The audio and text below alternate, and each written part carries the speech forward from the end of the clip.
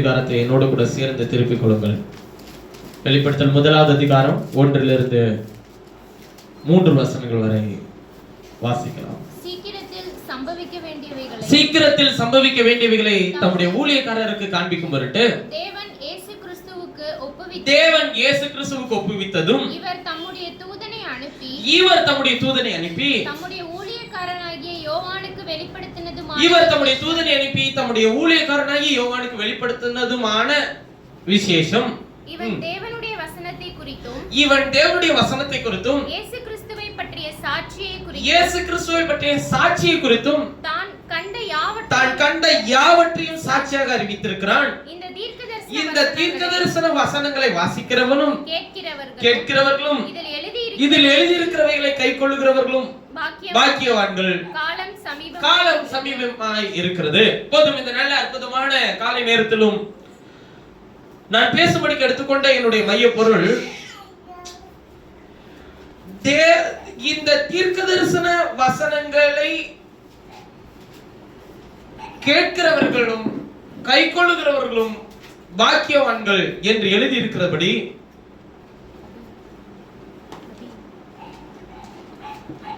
இது ஒரு தீர்க்கதரிசன செய்தியா இருக்கும் என்று நான் விரும்புகிறேன். என்னுடைய மைய பொருளாய் நான் எடுத்துக்கொண்ட என்னுடைய காரியம் இயேசு கிறிஸ்துவை பற்றின சாட்சி என்கிற தலைப்பின் கீழ் இருந்து உங்களோடு கூட பேச நான் விரும்புகிறேன். இயேசு கிறிஸ்துவை பற்றின சாட்சி. இந்த செய்தியை நான் உங்களோடு கூட பேசுகிறதற்கு முன்பு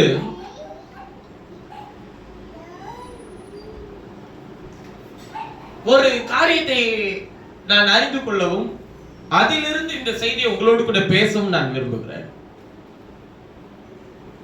கடந்த நாட்களில் கர்த்தருடைய செய்திக்காக, குறிப்பாக 1ஆம் தேதி ஆராதனையில நடத்த போகிற செய்திக்காக நான் காத்திருந்த போது இந்த விஷயத்தை நான் என்னோடு கூட வெளிப்படுத்தினேன். இந்த பரிசுத்த வேதாகமம் 40 எழுத்தாளர்களை கொண்டு எழுதப்பட்டது. வேதாகமம் முழுமையும் 40 எழுத்தாளர்களை கொண்டு எழுதியிருந்தும் அதை எல்லாவற்றையும் எழுத வைத்தவர் கர்த்தருடைய ஆவியானவர். ஆனால் இந்த வெளிப்படுத்தல் விசேஷம் மாத்திரம் வேதத்தினுடைய கடைசி புத்தகமாக இருக்கிறது.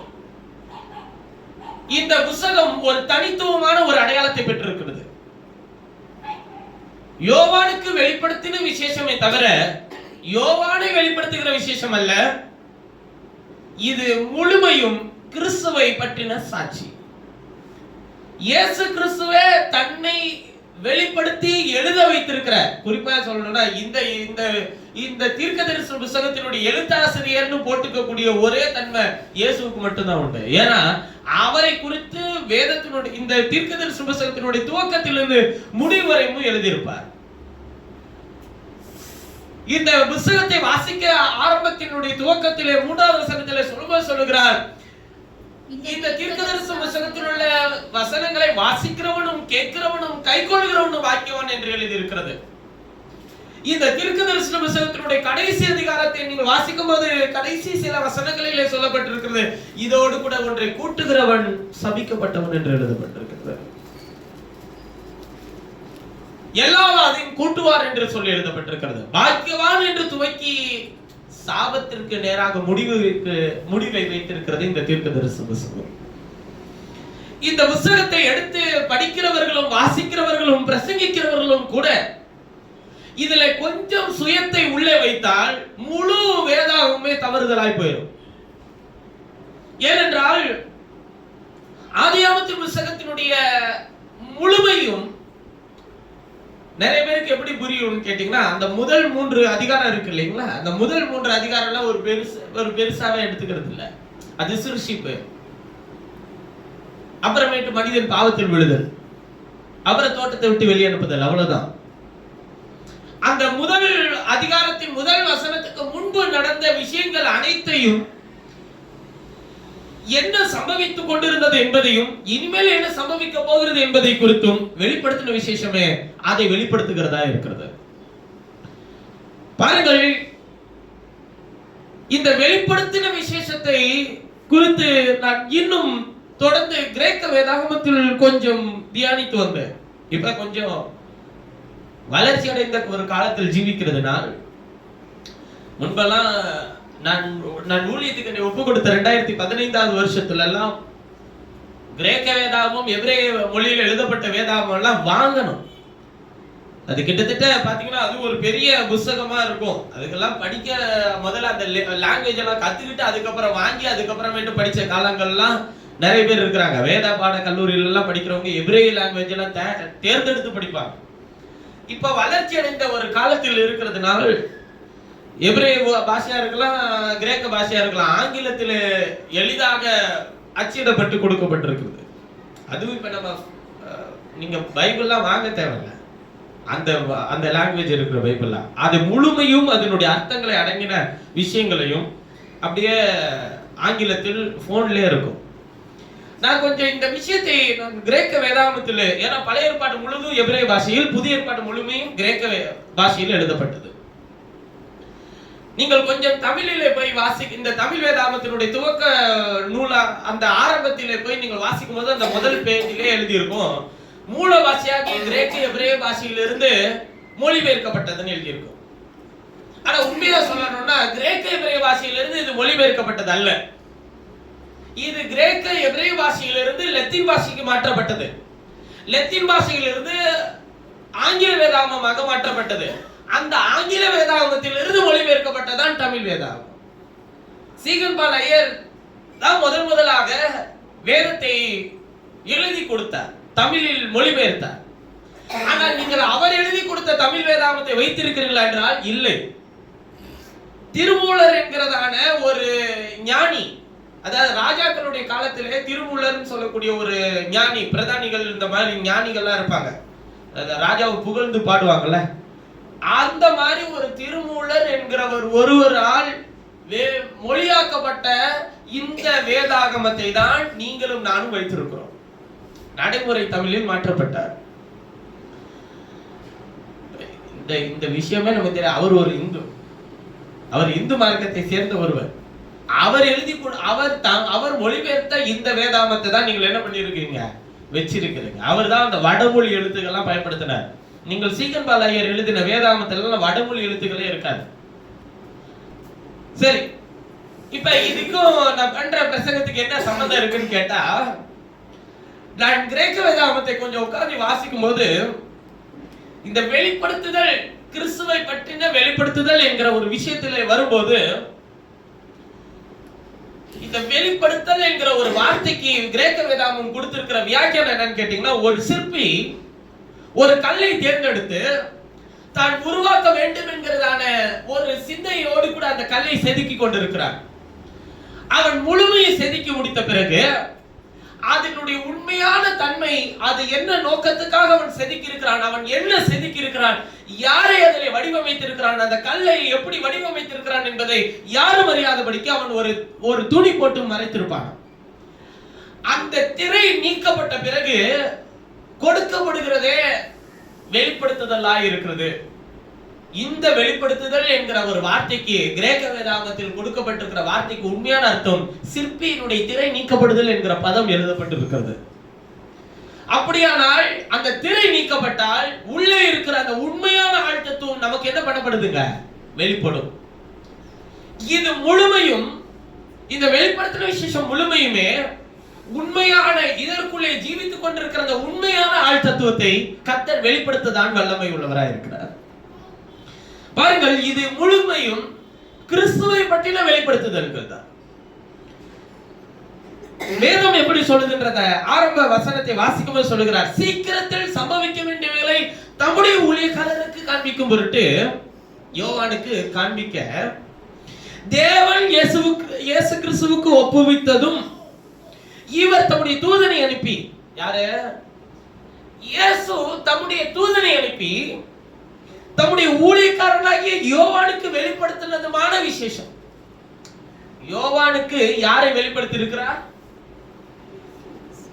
யோவானை வெளிப்படுத்துகிற விசேஷம் அல்ல, யோவானுக்கு தன்னை வெளிப்படுத்தி இருக்கிறார். அந்த வெளிப்படுத்துகிறதற்கு அவர் ஒரு தூதனையும் அனுப்பி இருக்கிறார். யோவான் ஒரு இடத்தில் இந்த தீர்க்க தரிசன புத்தகத்தை நீங்கள் வாசிக்கும் போது ஒரு இடத்தில் யோவான் இந்த தரிசனங்களை எல்லாம் ஒரு தூதன் கூட்டிட்டு போய் காட்டுவார். அதான் அந்த அனுப்பின அந்த தூதன் கூட்டிட்டு போய் காட்டுவார். அந்த மகத்துவமான தரிசனங்களை பார்த்தபோது யோவான் தூதனுடைய பாதத்தில் விழுந்து இதையெல்லாம் நான் பார்க்கிறதற்கு நான் எம்மாத்திரம் என்று சொல்லி கேட்பான். அதற்கு அந்த தூதன் சொல்வான், என் பாதத்தில் விழ வேண்டாம், நானும் உன்னை போல ஒரு வேலைக்காரன் தான். அப்ப கர்த்தர் தம்முடைய வெளிப்படுத்துதல்களை வெளிப்படுத்த கர்த்தர் தம்முடைய தூதனை அவர் என்ன பண்ணுகிறாருங்க, அனுப்புகிறவரா இருக்கிறார். வேலைக்காரனுக்கும் ஒரு தூதன் தேவை.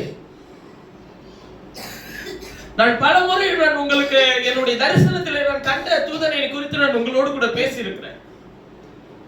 பல முறை அவர் வந்து என் அருகாமையில் உட்கார்ந்து இதை குறித்து நீ அறிந்திருக்கிறாயா, இதை குறித்து அறிந்திருக்கிறாயா என்ற சிந்தனை உண்டாக்கி கொண்டு அவர் போயிடுவார். அவ்வளவுதான். அந்த நேரத்துல எந்திரிச்சு நான் வேகமா எல்லாத்தையும் என்ன பண்ணிக்கணுங்க, எழுதி வச்சுக்கணும், இல்ல யோசிச்சு வச்சுக்கணும், இல்லைன்னா ஏதாச்சும் ஒண்ணு பண்ணி அந்த வசனங்களை மட்டும் ஞாபகம் வச்சுக்கணும். அதுக்கான பதில் உடனே கிடைச்சிடாது. தேடிட்டே இருக்கணும், யோசிச்சுட்டே இருக்கணும், சிந்திச்சுட்டே இருக்கணும். இது என்னத்துக்கு சொல்றாரு, இது எதுக்கு சொல்றாரு, அப்படிதான் பாருங்க. எனக்கு உண்மையிலேயே ரொம்ப நேரம், ரொம்ப நாட்கள், ரொம்ப வருஷங்கள் எடுத்தது எந்த செய்திக்கு என்றால், ஆரோனை போல அழைக்கப்படாவிட்டால் யாரும் இந்த கனமான ஊழியத்துக்கு தானாக ஏற்படுகிறது இல்லைன்னு சொல்லி எழுதியிருக்கும்ல. நானும் அதை எப்படி புரிஞ்சுக்கிட்டேன்னா, நீங்க எல்லாரும் புரிஞ்சுக்கிட்ட மாதிரி தான் நானும் புரிஞ்சிருக்கிறேன். ஆரோனை போல அழைக்கப்படாவிட்டால் யாரும் இந்த கனமான ஊழியத்துக்கு தானா ஏற்படுகிறது இல்லைன்னு ஆண்டவர் என்ன சொல்றாருன்னு நினைச்சுக்கிட்டேன். சரி, கர்த்தர் நம்மளை என்ன பண்ணி இருக்கிறாரு, ஊழியத்துல நியமிச்சிருக்கிறாரு. திரும்பவும் பார்த்தா இல்ல, நீ திரும்ப அதை தேடி வாசி. எப்ப திறந்து வாசிச்சு, அப்ப எபிரேயருக்கு எழுதின நிருபத்தை நான் உங்களோடு கூட பிரசங்கித்துக் கொண்டிருந்தேன். எப்ப திரும்பி எபிரேயரை நான் தியானிச்சு உங்களோடு கூட பேசணும்னு உட்கார்ந்து இருந்தாலும் திரும்ப அதை வாசி, திரும்ப அதை வாசின்னு நான் அந்த செய்திக்கு முன்பில் இருந்தே அவர் பேசிக்கிட்டே இருக்கிறார். என்ன பண்றது? சரி, உண்மையான அர்த்தம் தான் என்ன ஆண்டவரே அப்படின்ன பிறகுதான் அந்த தூதன், அந்த செய்தியாளனை போல என்னிடத்தில் எப்பொழுதும் பேசுகிற அந்த சத்தம் என்னிடத்தில் வந்து சொன்னது, ஆரோனை போல் அழைக்கப்பட்ட அந்த கனமான ஊழியத்தை சேர்ந்தவர், நித்திய பிரதான ஆசாரியரா இருக்கிறவர் கர்த்தராகிய இயேசு ஒருவர். நீங்க என்ன பண்ணிக்கிறீங்கன்னா, அந்த வசனத்தை உங்களுக்காக பேசி இருக்கிற மாதிரி நீங்க நினைச்சுக்கிறீங்க அப்படின்னு அவர் தலையில அடிச்சு சொன்ன மாதிரி தோணுச்சு. ஐயா, அது உனக்கு சொன்னது இல்லையா? இந்த கனமான ஊழியத்துக்கு நியமித்தது யார? உலக தோற்றத்துக்கு முன்னதாவே இவர் ஆசாரியரா இருந்தார் ஐயா. இன்னைக்கு அவருடைய உடன் வேலையாட்கள் தான் நீங்களே தவிர, அந்த ஆரோனை போல அழைக்கப்பட்ட ஒரே வல்லமை உள்ள ஜெய வீரர் கர்த்தராகிய இயேசு. எனக்கு இதை ஏத்துக்கவே முடியல. ஏன்னா இதை காலகாலமா எப்படி பிரசங்கிச்சு கேட்டு வந்துருக்குறோங்க. ஆரோனை போல அழைக்கப்படாவிட்டால் யார் இந்த கனமான ஊழியத்துக்கு தானா வர முடியாது, தானா வர முடியாதுன்னு சொல்லி இதுல ஊழியக்காரங்க எல்லாருமே அப்படியே கேட்டு கேட்டு வந்தது ஏத்துக்கவே முடியல. கர்த்தருடைய ஆவியானவர் எப்போதுமே அதனுடைய இன்னொரு விஷயத்தை வேறொரு இடத்தில் வைத்திருப்பார். அதை இணைத்து காண்பிக்க வல்லமை பொருந்தினவர். அதை இணைத்து காண்பிக்க சில வருஷங்களே ஆனது. சரி, இதை எதுக்கு நான் சொல்லுகிறேன் என்றால், அப்படிப்பட்ட ஒரு காரியத்தை தான் நான் இன்றைக்கு உங்களோடு கூட பேச போகிறேன். சிற்பி தான் வடிவமைத்திருக்கிற அந்த உண்மையான விஷயத்தை இந்த வெளிப்படுத்தின விசேஷத்தில் வைத்திருக்கிறார். அந்த திரையை நீக்கப்படும் போது உள்ளே இருக்கிற உண்மையான ஆழ் தத்துவத்தை நமக்கு காண்பிக்கும் வல்லமை பொருந்தினவராக இருக்கிறார். பாருங்கள், இது முழுமையும் நான் என்னுடைய எஜமானனை பிரியப்படுத்தவே பிரசங்கிக்க விரும்புகிறேன். மனுஷர்களே அல்ல, நான் அவருக்கு வேலைக்காரன், நான் அவரை பிரியப்படுத்தவே இதை பிரசங்கிக்க விரும்புகிறேன். சிற்பி எப்படி தன்னை உள்ளே மறைத்து வைத்திருக்கிறார் என்றும், அவர் தன்னை எப்படி நமக்கு வெளிப்படுத்துகிறார் என்பதையும் நாம் பார்ப்போம். தேவன் இயேசு கிறிஸ்துவுக்கு ஒப்புவித்ததும் இவர் தம்முடைய தூதனை அனுப்பி தம்முடைய ஊழியக்காரனாகிய யோவானுக்கு வெளிப்படுத்தினதுமான விசேஷம். இவன் தேவனுடைய வசனத்தை குறித்தும் இயேசு கிறிஸ்துவை பற்றிய சாட்சியை குறித்தும் தன் கண்ட யாவற்றையும் சாட்சியாக என்ன பண்ணி இருக்கிறார், அறிவித்திருக்கிறார். வசனத்தை குறித்தும் இயேசு கிறிஸ்துவை பற்றிய சாட்சியை குறித்தும் தான் கண்ட யாவற்றை குறித்தும். முதல்ல 3 இருக்கு. முதல்ல வசனத்தை குறித்து, இரண்டாவது இயேசு கிறிஸ்துவை பற்றிய அந்த வசனம் தான் இயேசு கிறிஸ்துவா வந்தாரு, அந்த இயேசு கிறிஸ்துவை பற்றின சாட்சியை குறித்தும், தான் கண்ட யாவற்றை குறித்தும் அவர் என்ன பண்ணி இருக்கிறார்? சாட்சியாக அறிவித்திருக்கிறார். இந்த தீர்க்கதரிசன வசனங்களை வாசிக்கிறவனும், ஏன்னா அது அறிவிக்கப்பட்டதுனாலதான் இது தீர்க்கதரிசன வசனம். இந்த தீர்க்கதரிசன வசனங்களை வாசிக்கிறவனும் கேட்கிறவர்களும் இதில் எழுதியிருக்கிறவர்களை கை கொள்ளுகிறவர்களும் பாக்கியவான்கள். காலம் என்னவா இருக்கிறது? சமீபமா இருக்கிறது. காலம், எந்த காலம் சமீபமாய் இருந்தது? யார் நமக்கு சமீபமாய் வந்திருந்தார்? இயேசு இந்த பூமிக்கு வந்த போதே சொன்னார். ஒரு இடத்தில் ஒரு முறை பிரசங்கிக்க சென்ற போது போன மாதத்தில் ஒருவர் கேட்டார்கள், கடைசி காலம் கடைசி காலம் சொல்றாங்களே, எதுதான் கடைசி காலம்னு சொல்லி கேட்டாங்க. ஐயா, இயேசு வந்த போது அவர் சொன்னார், காலம் சமீபமா இருக்கிறது, மனம் திரும்புங்கள், பரலோக ராஜ்யம் சமீபமா இருக்கிறது என்று சொன்னார். யோவான் ஸ்நானகன் அவர் பிரசங்கிக்க துவங்கும் போது சொல்லுகிறார், மனம் திரும்புங்கள், தேவனுடைய ராஜ்யம் சமீபமா இருக்கிறது என்று சொன்னார். வெளிப்படுத்தின விசேஷத்துல அவர் சொல்லுகிறார், காலம் சமீபமா இருக்குதுன்ற. இப்ப அவங்க சொன்னதே கடைசி காலம்னா, நாம இருக்கிறது கடைசி காலமா கடைசி நேரமா? கடைசி நேரம்னு சொல்லலாம்.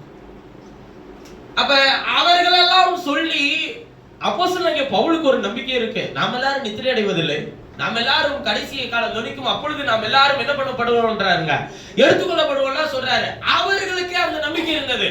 ஆனா நமக்கு அவர் இப்பெல்லாம் வரமாட்டார். ஒரு ஊழியரை என்னிடத்தில் சொன்னது உண்டு, அது எப்படி வேத வாக்கியம் பொய்யா இருப்பாரு, அது ஆண்டவர் இப்ப வரமாட்டார். எல்லா மனுஷரும் ரட்சிக்கப்படவும் சத்தியம் தெரிகிற அறிவை அடைந்த பிறகுதான் ஆண்டவர் என்ன பண்ணுவாரு, வருவார்னு எழுதி இருக்க. ஆமா, எல்லா மனுஷர்னா யாரு? அதாவது இவர் யாரோ சொன்னதை காதுல வாங்கிட்டார். இவர் போய் அந்த வசனத்தையும் படிக்கும் போது ஜம்ப் பண்ணி அந்த வார்த்தையை ஓடிடுவாங்க. இங்க பாருங்களேன், நாம் நிற்பதும் நிர்மூலமாகாது இருக்கிறதும், சொல்லுங்களேன், அதை முடிச்சு, கர்த்தருடைய கிருபையா கர்த்தருடைய சுத்த கிருபையா? கிருபன் தான் இருக்கும். ஆனா சொல்லி சொல்லி நமக்கு என்ன வந்துருச்சு, சுத்த கிருபை. ஆனா அதுல அப்படி எழுதியிருக்காது, சுத்த கிருபைன்னு எழுதியிருக்காது. கிருபையில் என்ன சுத்த கிருபை அசுத்த கிருபை அதெல்லாம் கிடையாது. கிருபைனாலே சுத்தப்படுத்துறதுக்கு தான் கொடுத்தது. ஆனா சொல்லி சொல்லி நமக்கு நடைமுறை தமிழ்ல என்ன ஆயிடுச்சுங்க, சுத்த கிருபை. அது மாதிரி எல்லா மனுஷரும் ரட்சிக்கப்படவும் நாம் சத்தியத்தை அறிகிற அறிவை அடையவும் அவர் விரும்பி நம்மேல் நீடிய பொறுமை உள்ளவராய் இருக்கிறான்ற அந்த நம்மேல்ன்ற வார்த்தை என்ன பண்ணிடுறாங்க, ஜம்ப் பண்ணி ஓடிடுவாங்க. அப்ப அவர் என்ன சொல்றாரு, நாம் எல்லாரும், இயேசுங்கிற வார்த்தைக்கு என்ன அர்த்தம்? பாவங்கள் நீக்கி ரட்சிக்கிறார் இல்ல, தம்முடைய ஜனங்களின் பாவங்களை நீக்கி ரட்சிப்பார் என்ற அர்த்தம். இப்ப நீங்க பாவங்கள் நீக்கி ரட்சிப்பார்னா எல்லா பாவங்களையும், ஆனா அவர் தெளிவா சொல்றாரு, தம்முடைய ஜனங்கள் பாவங்கள் நீக்கி அவர்களை ரட்சிப்பார் என்ற அர்த்தமா? அப்படிதான் எழுதியிருக்கு. அப்ப எல்லாரும் அவருடையவங்க இல்லையா? அவர் அதை தானே இங்க அப்பையில இருந்து சொல்லிட்டு வர்றாரு. இதுக்குதான் ஆதியாகமம் தெரியலன்னு நான் சொல்றது. ஆதியாகமம் தெரியலன்னா நீங்க இன்னைக்கும் நான் சொல்றேன், நீங்க சுவிசேஷம் படிச்சு நீங்க வெளிப்படுத்துற விஷயத்தெல்லாம் போய் படிக்கவே முடியாது, அதை வியாக்கியானிக்கவே முடியாது. ஆதியாகமம் 1, 2, 3 தெரிஞ்சிருச்சுன்னு ஒரு ஊழியக்காரர் சொன்னான்னா அவன் போய் சொல்றான்னு அர்த்தம். முழுமையை யாராலையும் தெரிஞ்சிக்க முடியாது. அது தோண்ட தோண்ட கிடைக்கிற ஒரு ஜீவ ஊற்று அது. நான் சொல்லுகிறேன், இன்னும் அதற்கு முடிவே இல்லை, இன்னும் அதற்கு எல்லையே இல்லை. நான் பலமுறை என்னுடைய செய்தியினுடைய முடிவில் சில சொன்னோம், இதெல்லாம் நாங்க கேட்டதில்லை ஐயா, நாங்க அறிஞ்சுக்கிட்டதே ஒரு அளவு, ஒரு சின்ன ஒரு கடுகு அளவு கூட இல்லையா? அப்ப இதே கேட்கலன்னா அப்ப நீ இப்ப இன்னும் மகத்துவமானதெல்லாம் கேட்க முடியும். பாருங்க, இத அவர் உட்கார்ந்து எனக்கு மண்டையை திறக்கும் போது, இவ்வளவு நாள் நான் இதை படிச்சுட்டு இதை தாண்டி எத்தனையோ முறை பிரசங்கிச்சு போயிருக்கிறேனே, இது எனக்கு தெரியலையே அப்படின்னு சொல்லி உட்கார்ந்ததெல்லாம் உண்டு. என்னுடைய பிரயாணத்தில கூட, நேற்று தினத்திலும் செவ்வாய்க்கிழமையிலும் கூட நான் பிரயாணப்படும் போது கூட இதெல்லாம், இது தெரியாம நான் இவ்வளவு நாளா இதை பிரசங்கிச்சுட்டு இருந்திருக்கிறேனே அப்படின்னு சொல்லி யோசிச்சதெல்லாம் உண்டு. பாருங்கள், அவர் சொல்றாரு, தேவனுடைய வசனத்தை குறித்து இயேசு கிறிஸ்துவை பற்றிய சாட்சியை குறித்து தான் கண்ட யாவற்றை குறித்து சாட்சியாக அவன் அறிவித்திருக்கிறான். இந்த தீர்க்க தரிசன வசனங்களை, தீர்க்க தரிசன வசனம் அவர் சொல்றதே அவரைதான். இந்த தீர்க்க தரிசன வசனங்களை வாசிக்கிறவனும் கேட்கிறவர்களும் இதில் எழுதியிருக்கிறவைகளை கை கொள்ளுகிறவர்களும் பாக்கியவான்கள். காலம் என்ன இருக்கின்றாங்க? பாக்கியவான்கள் ஆசீர்வதிக்கப்பட்டவர்கள். ஏனென்றால் இதை எல்லாரும் கேட்க முடியாது, இதை எல்லாரும் வாசிக்க முடியாது, இதை எல்லாராலும் கை கொள்ள முடியாது.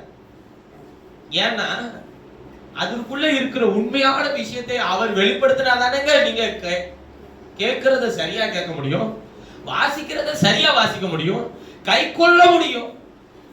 என்னன்னே தெரியாம வெள்ளை குதிரை மேல ஏறி இருக்கிற எல்லாரும் யாரும் நினைச்சிட்டா ஒண்ணும் பண்ண முடியாது, இயேசு நினைச்சிட்டா ஒண்ணும் செய்ய முடியாது. ஏனென்றால் அவர் தன்னை எப்படி பிரதிநிதிப்படுத்தி இருக்கிறார் என்பதை பாருங்கள். அவர் இந்த பூமியில வருகிறதற்கு முன்பாக தேவன் தம்முடைய குமாரனை இந்த பூமிக்கு அனுப்பின போது அவர் அந்த சரீரத்திலே தேவன் தங்கி வாசம் பண்ணக்கூடிய ஒரே சரீரம் கிறிஸ்துவின் சரீரமாக இருந்தது. அது உலக தோற்றத்துக்கு முன்னதாக ஆயத்தம் பண்ணப்பட்ட சரீரம். அப்படியானால் தேவன் பெரியவர் இல்லையா? கிறிஸ்து சிறியவர் இல்லையா? அவர் குமாரத்துவத்தில் வந்தார் இல்லையா? 30ஆம் தேதி நடந்த கூடுகைக்கு பிறகு நான் இதை கற்றுக்கொள்ள யோசிக்க தொடங்கினேன். தேவன் உயர்ந்தவர் தான். அவர் தம்முடைய ஒரே பேரான குமாரனை உலகத்தில் தந்தருளி இவ்வளவாய் நம்மிடத்தில் என்ன கூர்ந்தார் எழுதியிருக்குங்க? அன்பு கூர்ந்தார் எழுதியிருக்கு. இப்ப தேவன் தம்முடைய குமாரனை அவர் தந்திருக்கிறார். பரிசுத்த ஆவியானவர் எங்கிருந்து வந்தார்?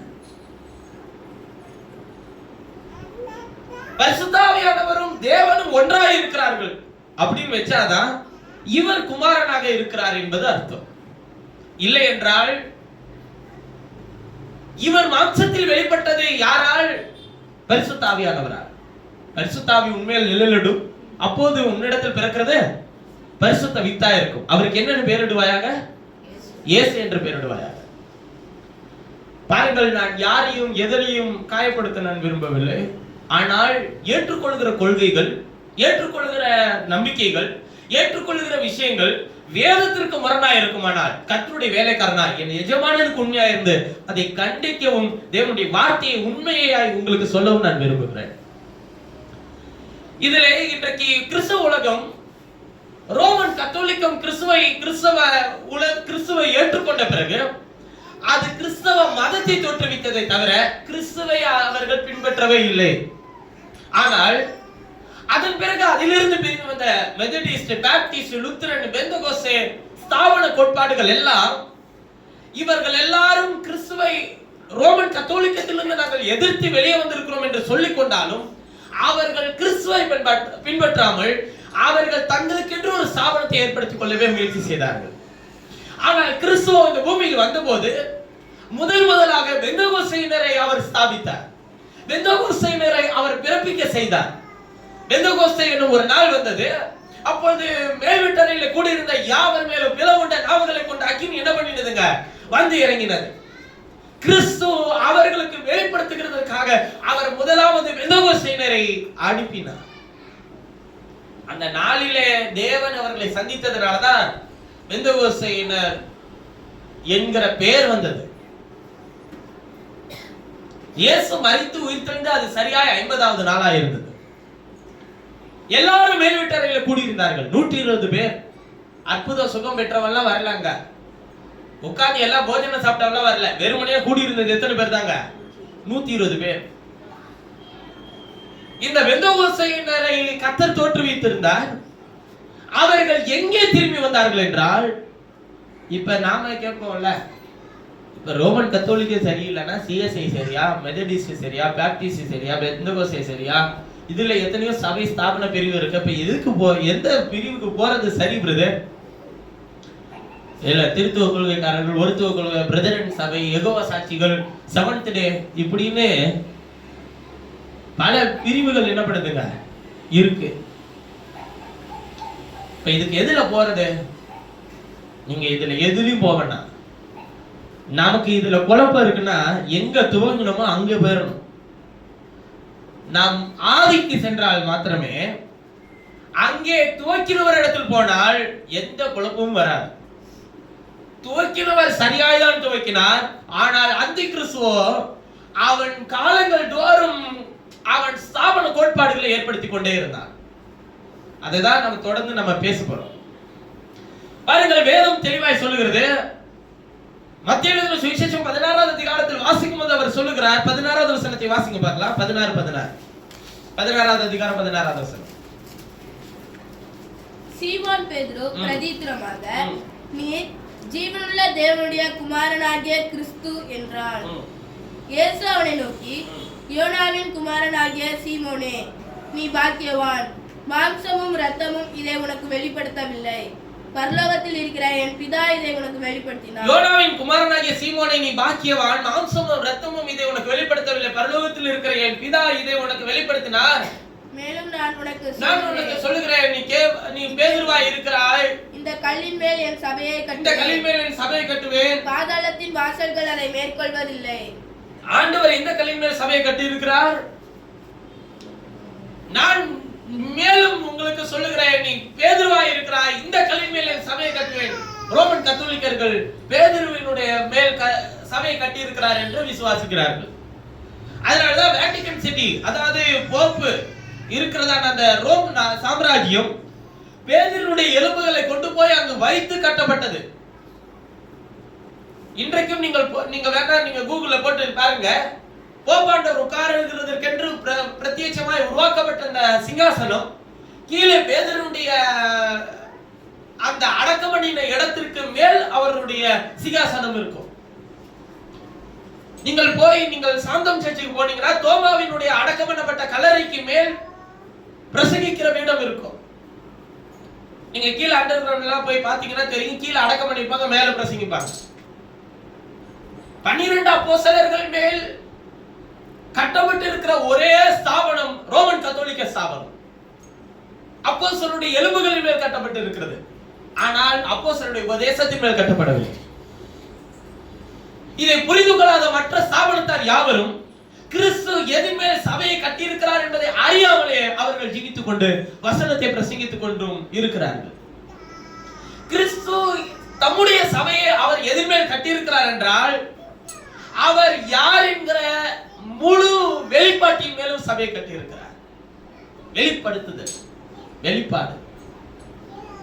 இந்த வெளிப்பாடு என்கிற ஒரு வார்த்தை இன்றைக்கு ஆவிக்குரிய ஜீவியத்தில் குறிப்பாய் இது வெளிநாடுகள்லாம் இல்லைங்க, இங்க நம்முடைய தமிழ் கலாச்சாரத்தில் தமிழ்நாட்டுல இந்த வெளிப்பாடு என்கிற வார்த்தை எப்படி பயன்படுத்தப்படுதுன்னு கேட்டா, இப்ப உன்னுடைய வாழ்க்கையை குறித்ததான விஷயங்கள், உங்களுடைய எதிர்காலத்தை குறித்த விஷயங்கள், நடக்க போற விஷயங்கள், நடந்து முடிந்த விஷயங்கள், இதெல்லாம் சொன்னாதான் அது பேர் என்னதுங்க? வெளிப்பாடு. அது குப்பை, அது வெளிப்பாடு கிடையாது. நீங்க அப்படி சொல்லாமா? நான் தான் அப்படி சொல்ல முடியும். எது வெளிப்பாடு? கிறிஸ்துவை வேதத்திலிருந்து எடுத்து காண்பித்ததே வெளிப்பாடு. அப்ப எங்களுடைய காரியங்கள் அது இருதயத்தை ஆராய்ந்து பார்த்தல். சமாரிய ஸ்திரீயின் இடத்தில் கிணற்றண்டையில இயேசு உட்கார்ந்து என்ன செய்தார்? உன் புருஷனை கூட்டிக் கொண்டு வா.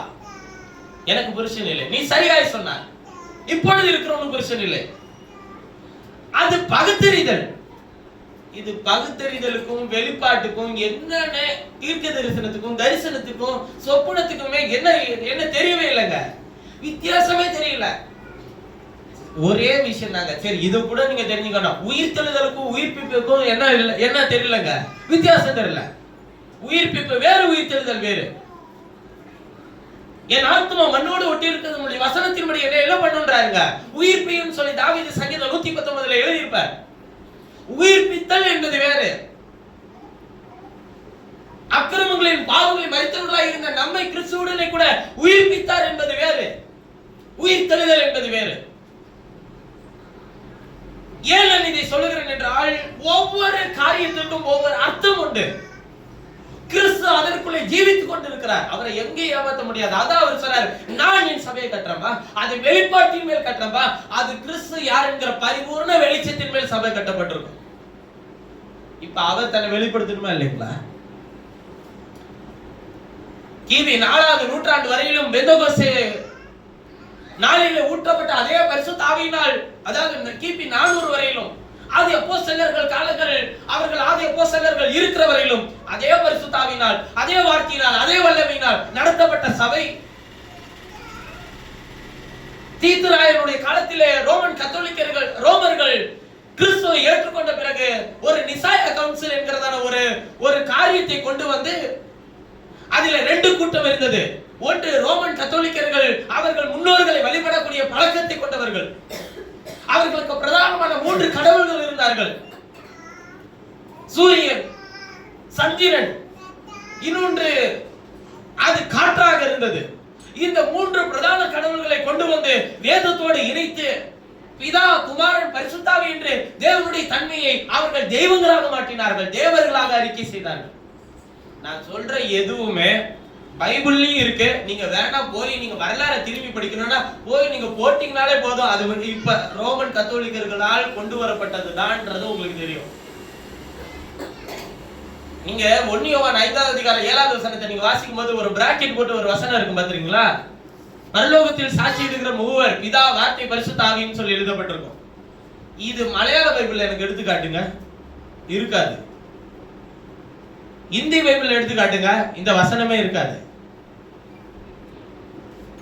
இது 1920வது வருஷம் இந்த வசனத்தை சேர்க்கப்பட்டு இருக்கிறது. எதுக்குன்னு கேட்டீங்கன்னா, இவங்களுக்கு நிரூபிக்கிறதுக்கு பைபிள்ல இருந்து என்ன இல்லைங்க, ஆதாரம் இல்லாததுனால சேர்த்தாங்க அந்த வசனத்தை.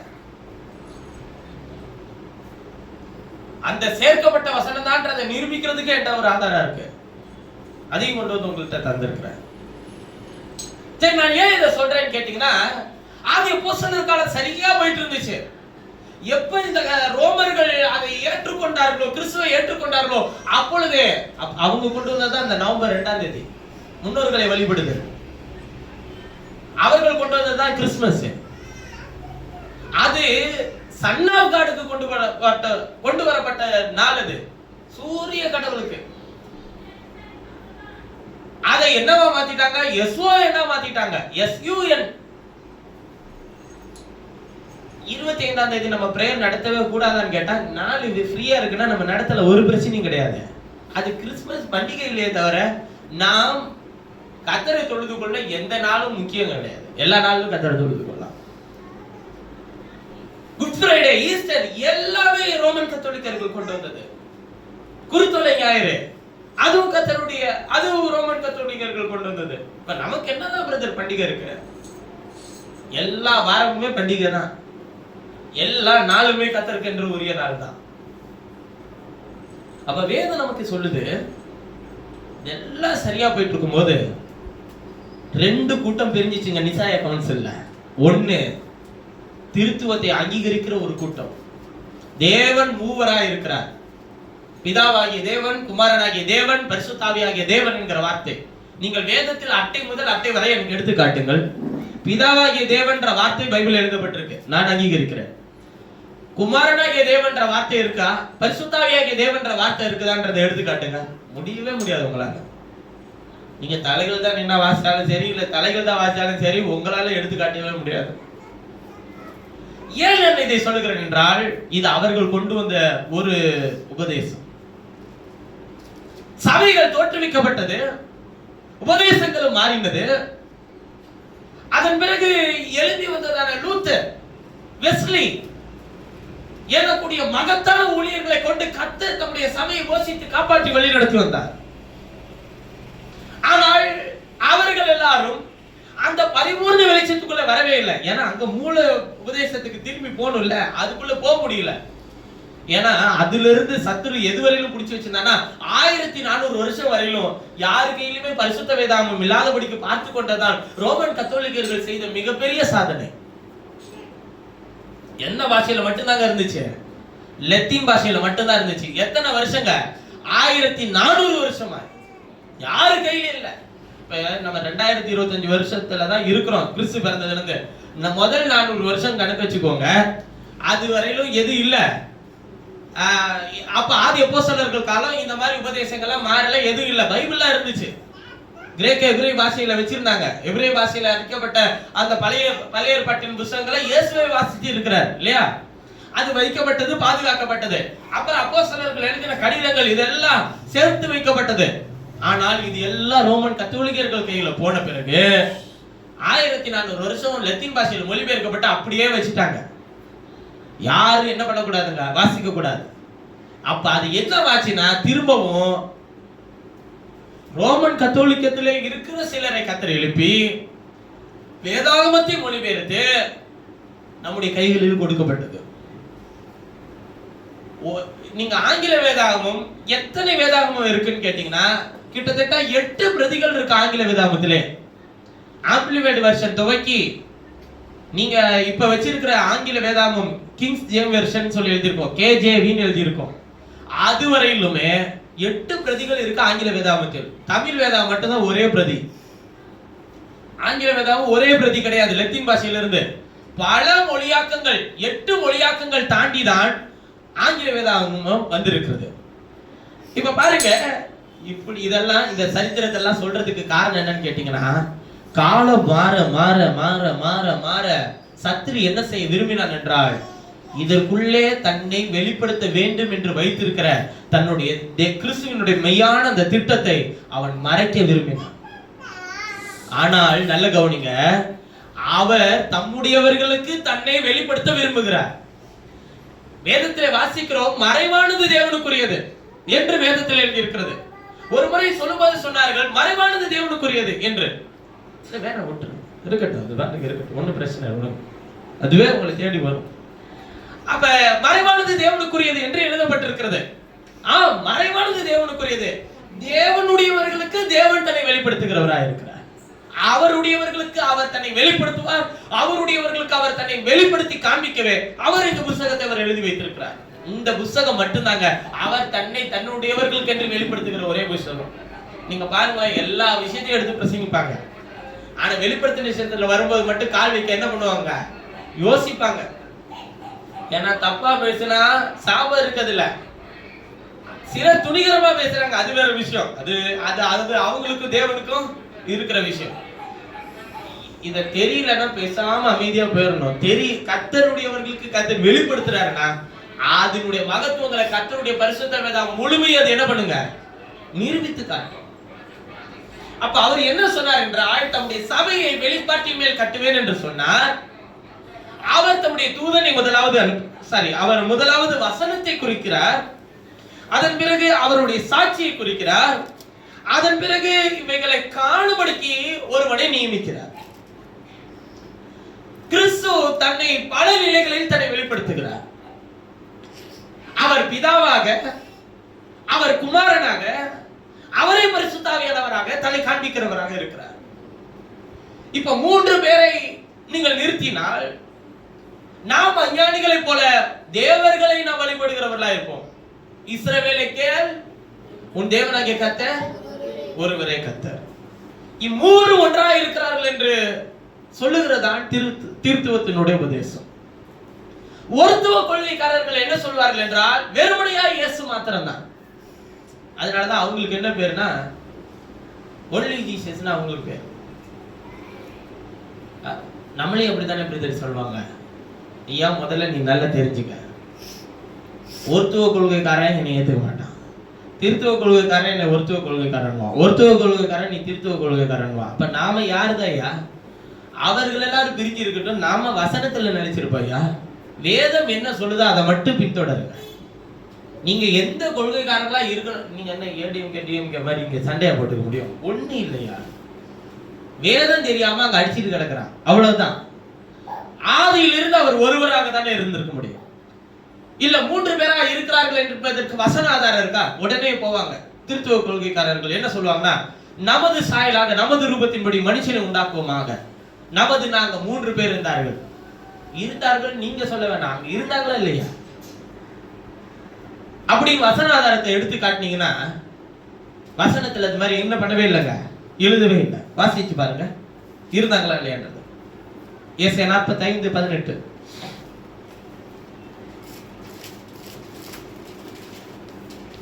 வானங்களை சிருஷ்டித்து அதாவது சிருஷ்டிப்பிலேயே 3 பேர் இருக்கணும் இல்லையா? பூமியையும் வெறுமையாக்கியிருக்க. இந்த வசனத்துல என்ன சொல்லுதுன்னு பாருங்க.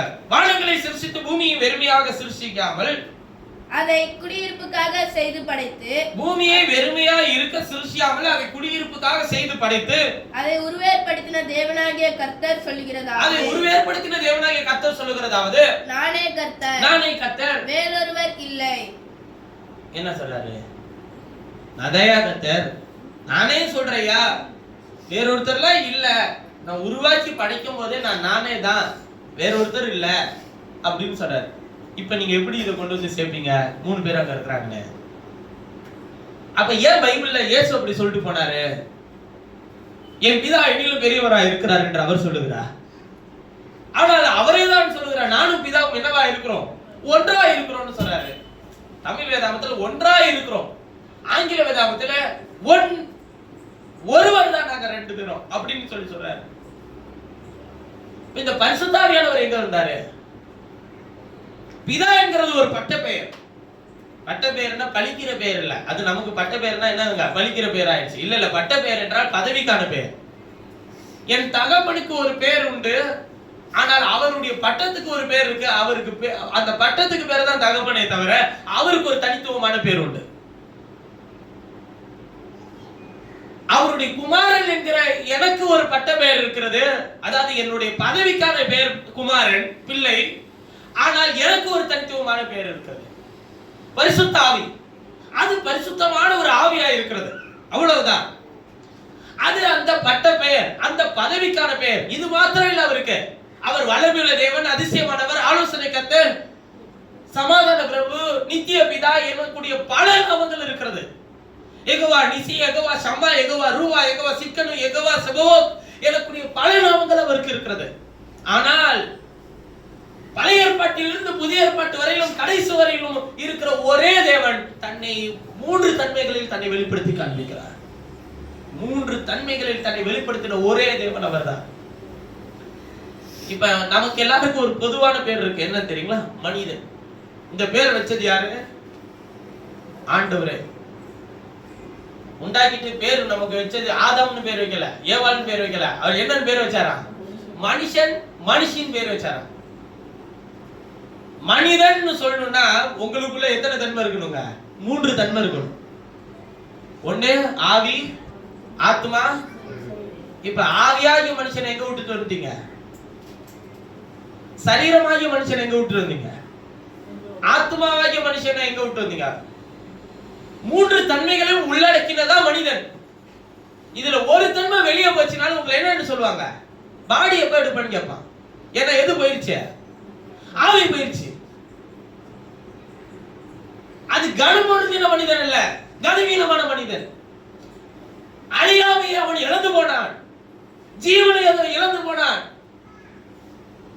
நீங்க இந்த 3 தன்மை இருக்குல்ல, பிதா, குமாரன், பரிசுத்த ஆவி என்கிறது 3 தன்மைகள், 3 நபர்கள் அல்ல.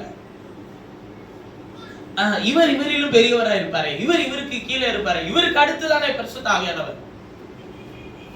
இயேசு சொன்னார், நான் போய் உங்களுக்கு பரிசுத்த ஆவியாக தேற்றரவாளனை நான் உங்களிடத்துக்கு அனுப்புவேன் என்று கர்த்தர் சொன்னார். சொன்னாரா இல்லைங்களா? அப்ப இவர் 3வது நபர் தானே. இப்ப பாருங்க, இவர் பிறந்ததே பரிசுத்த ஆவியினாலதான். யார் பிறந்ததே? இயேசு பிறந்ததே பரிசுத்த ஆவியினால்தான். ஆனா இவர் பரிசுத்த ஆவியானவரை, அதாவது இவர்கள் சொல்லுகிற திருத்துவ கோட்பாட்டின்படி 3 நபராய் பிரித்து வைத்திருந்தால், பரிசுத்த 3வது நபராகிய பரிசுத்த ஆவியினால் 2வது நபர் பிறந்திருப்பாரானால், 2வது நபர் 3வது நபரை தான் என்னன்னு சொல்லி இருக்கணும்? அப்பான்னு சொல்லி இருக்கணும். ஆனால் 2வது நபர் 1வது நபரை அப்பான்னு சொன்னாரு. அப்ப இயேசுவுக்கு 2 தகப்பன்மார்கள் ஆயிருவாங்க. இயற்கையின்படி அது முற்றிலும் மாறுபட்ட உபதேசமா மாறி போயிடும்.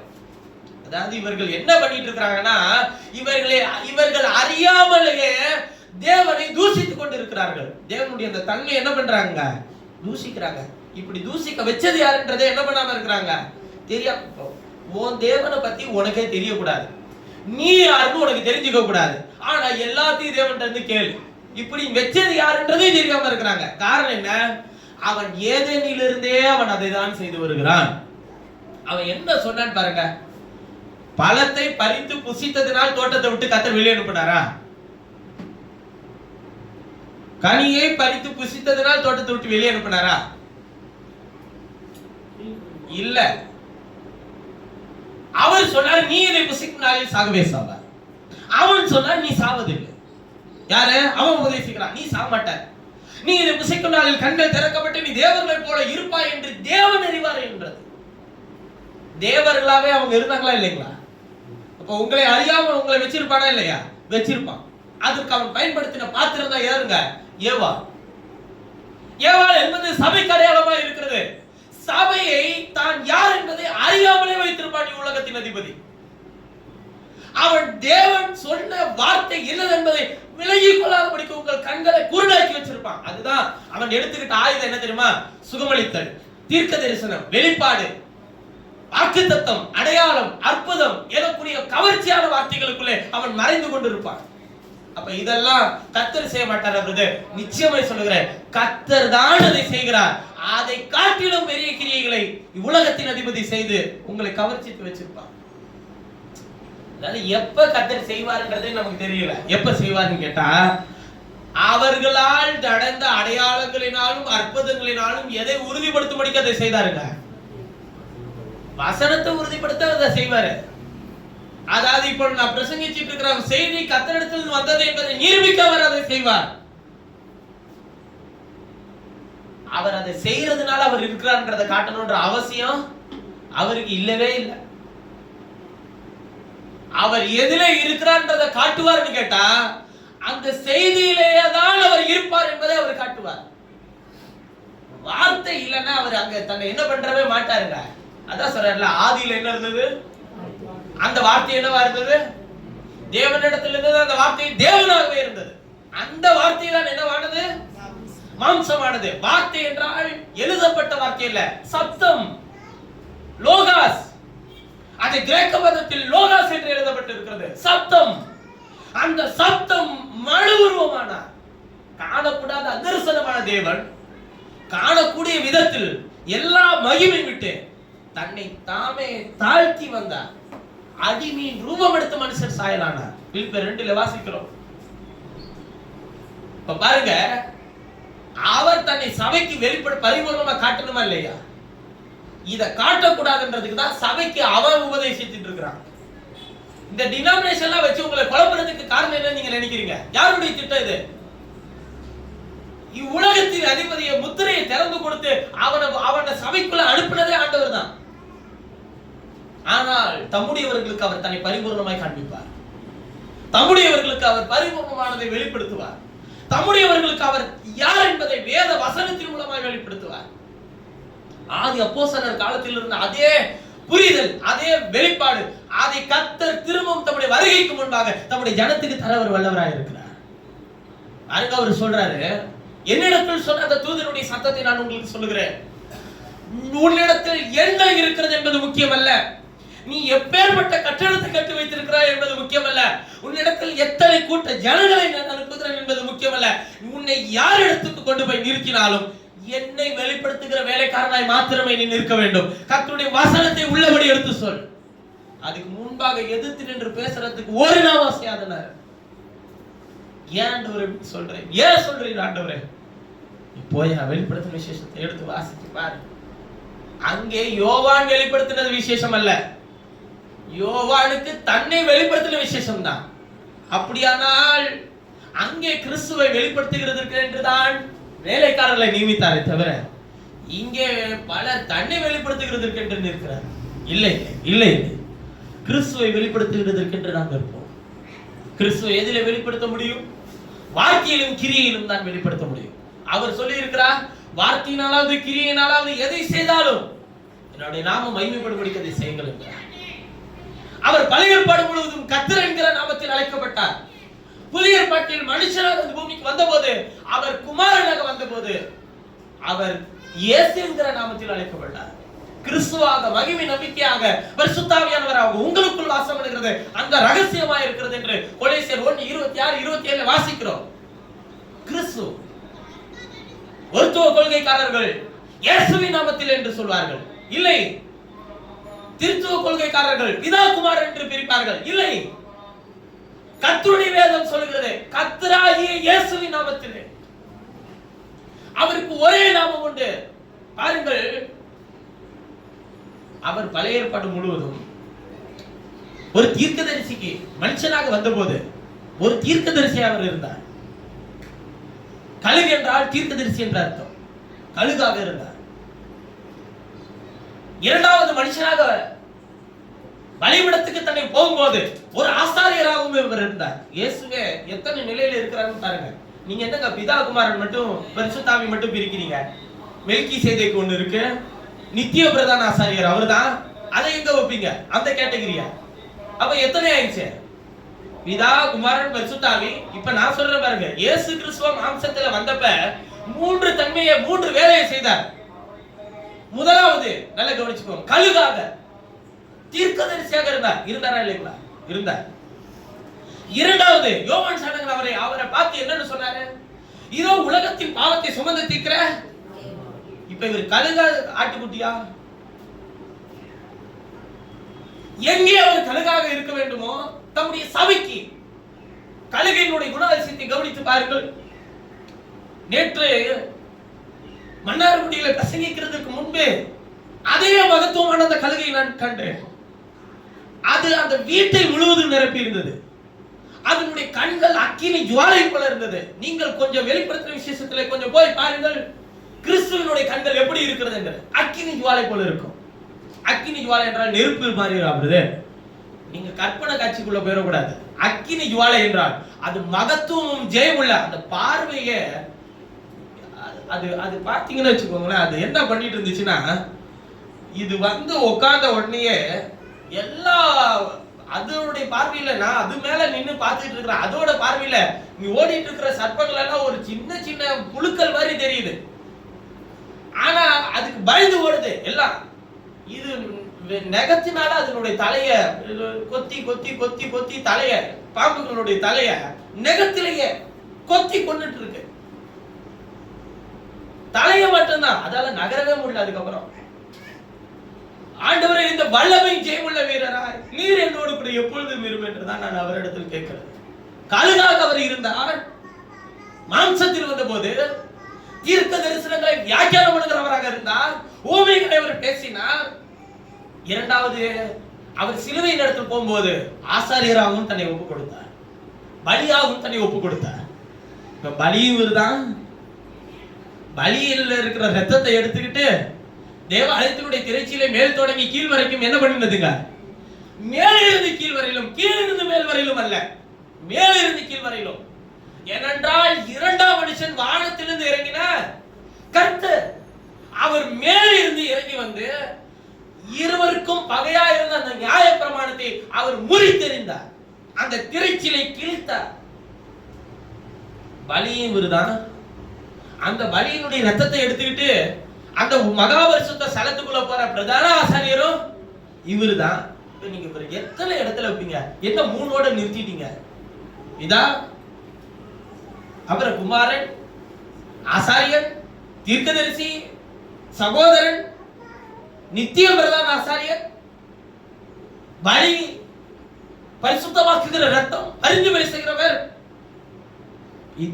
அடுத்து பாருங்க, முதலில் கழுகு, இரண்டாவது ஆட்டுக்குட்டி, மூன்றாவது அவர் வரும்போது அவர் சொல்றார், என்னுடைய ராஜ்யம் உலகத்துக்குரியது அல்ல. என்னுடைய ராஜ்யம் உலகத்துக்குரியதா இருந்தால் என்னுடைய சீஷர்கள் எனக்காக என்ன பண்ணியிருப்பார்கள்? போராடி இருப்பார்கள். அவர் வரும்போது எப்படி வருவார்? யூத கோத்திரத்து சிங்கமும் தாவீதின் மேல் விடுதலை நட்சத்திரமாய் அவர் திரும்பி வரும்போது அவர் சிங்கமாக வருவார். இப்ப இவர் என்னவா தாங்க இல்ல, அதாவது என்னவா இருக்கிறார்ன்றதை நம்ம கேட்க கூடாது. இவர் என்னவா இல்லன்னு கேட்கணும். எல்லாமாவும் இருப்பாருங்க. அவரு தீர்க்கதரிசியா, பலியா, பிரதான ஆசாரியரா, திரும்பி வரும்போது ராஜாவாக தன்னை 3 தன்மைகளை தன்னை காண்பிக்கிறார். பழைய ஏற்பாடிலிருந்து புதிய ஏற்பாடு வரையிலும் ஒரே தேவன் தன்னை 3 நிலைகளில் தன்னை காண்பிக்கிறார்.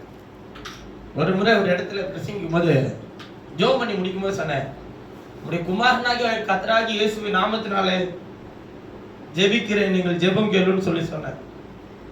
உடனே அவங்க ஒருத்துவ கொள்கைக்காரர்கள், அவங்க எப்படி நீங்க குமாரனாகிய கர்த்தராகிய இயேசு நாமத்திலன்னு சொல்லுவீங்க, உம்முடைய குமாரன் எப்படி சொல்லலாம்? உனக்கு இன்னும் புரியல. குமாரத்துவம்னாலே அது ஆரம்பமும் இருக்கு, முடிவு இருக்கு. அல்வா ஒமேகான்னு படிக்கிறீங்களா? இயேசுவை அல்வா ஒமேகான்னு சொல்றாங்களா? ஆதி அந்தம்னு சொல்றாங்களா? அப்படின்னா என்ன அர்த்தங்க? துவக்கம் இருக்கு, முடிவு இருக்குன்னு அர்த்தம். இந்த குமாரத்துவத்துக்கு துவக்கமும் முடிவும் இருக்கு. இன்னும் இந்த குமாரத்துவம் முடிவடையல. ஆனால் அந்த குமாரத்துவத்தில் அவர் வரும்போது அவருக்கு ஒரு நாமம் இருந்துச்சு. அது என்னன்னு கேட்டா, நமக்கு ஒரு குமாரன் கொடுக்கப்பட்டார், கர்த்தத்துவம் அவர் தோளின் மேல் இருக்கும், அவர் நாமம் அதிசயமானவர், ஆலோசனை கர்த்தர், வல்லமையுள்ள தேவன், நித்திய பிதா. அதாவது இவர் இந்த குமாரத்துவத்தோட ஆபீஸ் முடிச்சிட்டு இவர் நித்தியத்துக்கு என்னவா இருப்பாரு? இந்த நித்திய பிதா என்றால் காலத்தினுடைய துவக்கம் முடிவும் இல்லாதவர் என்ற அர்த்தம். குமாரத்துவத்துக்கு ஒரு காலம் இருக்கு. அதான் இயேசு சிலுவையில வந்து மரிச்சு அடிக்கப்பட்டு உயிர் தந்து போயிட்டாரு. காலம் என்ன? இன்னும் என்ன இருக்கு? இல்ல இல்ல இல்ல இல்ல, இன்னும் முடியல அவருக்கான காலம். இயேசுவினுடைய காலம் இன்னும் முடிவடையல. ஏன் முடிவடையல நான் சொல்றேன்னா, அவர் இன்னைக்கு உங்களுக்காக என்ன பண்ணிட்டு இருக்கிறாரு? பேசிக்கிட்டு இருக்கிறாரு. யார்கிட்ட பேசுறாரு? தம்முடைய ரத்தத்தை கொண்டு பேசிக்கிட்டு இருக்கிறாரு. இன்னும் புரிஞ்சுக்க, இன்னொன்னு பரிசுத்தமாக்கு, இன்னொன்னு சரிப்படுத்து, பரிசுத்தமாகிறவன் இன்னும் பரிசுத்தமாகட்டும். யார்கிட்ட பேசுறாரு? தேவன்கிட்டயா? நீதி செய்கிறவன் இன்னும் நீதி செய்யட்டும். யார்கிட்ட பேசுறாரு? தேவன்கிட்டயா? உங்களிடத்தில் காயின் இடத்தில் தவறு செய்த போது ஆண்டவரே இவனை கொண்டு போடுன்னு ஆண்டவர் பேசினாரா? என்ன சொன்னாரு? காயின் இடத்தில் பேசினார். பரிந்து பேசுதலை புரியாம இருக்கிறீங்க நீங்க. காயின் நிலத்தின் கனிகளை கொண்டு வந்து செலுத்தினார். ஆனால் ஆபேல் அப்படி அல்ல. அவன் ரத்தத்தை கொண்டு வந்து பலி செலுத்தினான். யார் தவறு? யார் மேல் உள்ள தவறு? ஏவாள் கரைப்படுத்தினதனால் உண்டான தவறு. ஏவாள் எப்படி கரைப்படுத்தப்பட்டாள்? இது காயின் மேல உள்ள தவறு இல்ல. காயின் என்ன செய்வான்? அவன் எந்த வித்தினாலே தோற்றுவிக்கப்பட்டானோ அதை தானே அவன் பிரதிபலிப்பான். ஒரு ரோமன் கத்தோலிக்கனாக தானே இருப்பான். ஒரு சிஎஸ்ஐ தானே இருப்பான். ஒரு மெதடிஸ்டாக தானே இருப்பான். ஒரு செவன்த் டே அட்வென்டிஸ்ட் சபையை சேர்ந்தவன் அவன் அதுவாக தானே இருப்பான். ஒரு பெந்தெகோஸ்தே ஸ்தாபனத்தை சேர்ந்தவன் அவன் அதுவாக தானே இருப்பான். எந்த வித்தினால் தோற்றுவிக்கப்படுகிறீர்களோ அப்படிதானே இருப்பீர்கள். ஆனால் நீங்கள் யாரும் கிறிஸ்துவை வெளிப்படுத்தவில்லை என்றால் யாரும் அங்கே போய் சேர முடியாது. நான் திரும்பவும் சொல்லுகிறேன், நான் அந்த கொள்கைகளை பின்பற்றுகிற ஜனங்களுக்கு விரோதியானவன் அல்ல. ஏனென்றால் அவர்கள் அறியாமல் இருக்கிறார்கள். அவர்கள் பின்பற்றுகிற கொள்கைகளை வேதம் எதிர்க்கிறது, நானும் எதிர்க்கிறேன். 144 பேர் தான் சொல்றான், வெள்ளை ட்ரெஸ் தான் போடணும்னு சொல்றான். மற்ற பெந்தெகோஸ்தேயிலே கிட்டத்தட்ட 40 ஸ்தாபனம் இருக்கு. பெந்தெகோஸ்தேயிலே எல்லாருமே சொல்றது என்னதாங்க? பெண்டிகாஸ்டல் தான். நாமளும் என்னதான் சொல்லணும்? நாமளும் பெண்டிகாஸ்டல் தான். ஏன்னா ஆதி அப்போஸ்தலர் காலத்தில் மேல் வீட்டாரில் ஊற்றப்பட்டிருந்த பிளவுண்ட நாவுகளை கொண்ட அக்கினி எல்லாரும் மேலும் வந்து இறங்கினது. ஒருமுறை ஈரோடு சென்று வந்த பிறகு ஒரு தாயார் என்னை சந்தித்து சொன்னாங்க, நீங்கள் அந்நிய பாஷை குறித்து என்ன நினைக்கிறீங்க? நான் ஏன் அதை பத்தி நினைக்கணும்? எனக்கு கர்த்தர் கொடுத்தா நான் பேசுறேன். நான் பேச மாட்டேன்னு உங்களுக்கு தெரியுமா? நான் அந்நிய பாஷை பேச மாட்டேன்னு நிறைய பேர் நினைச்சிட்டு இருக்கீங்க.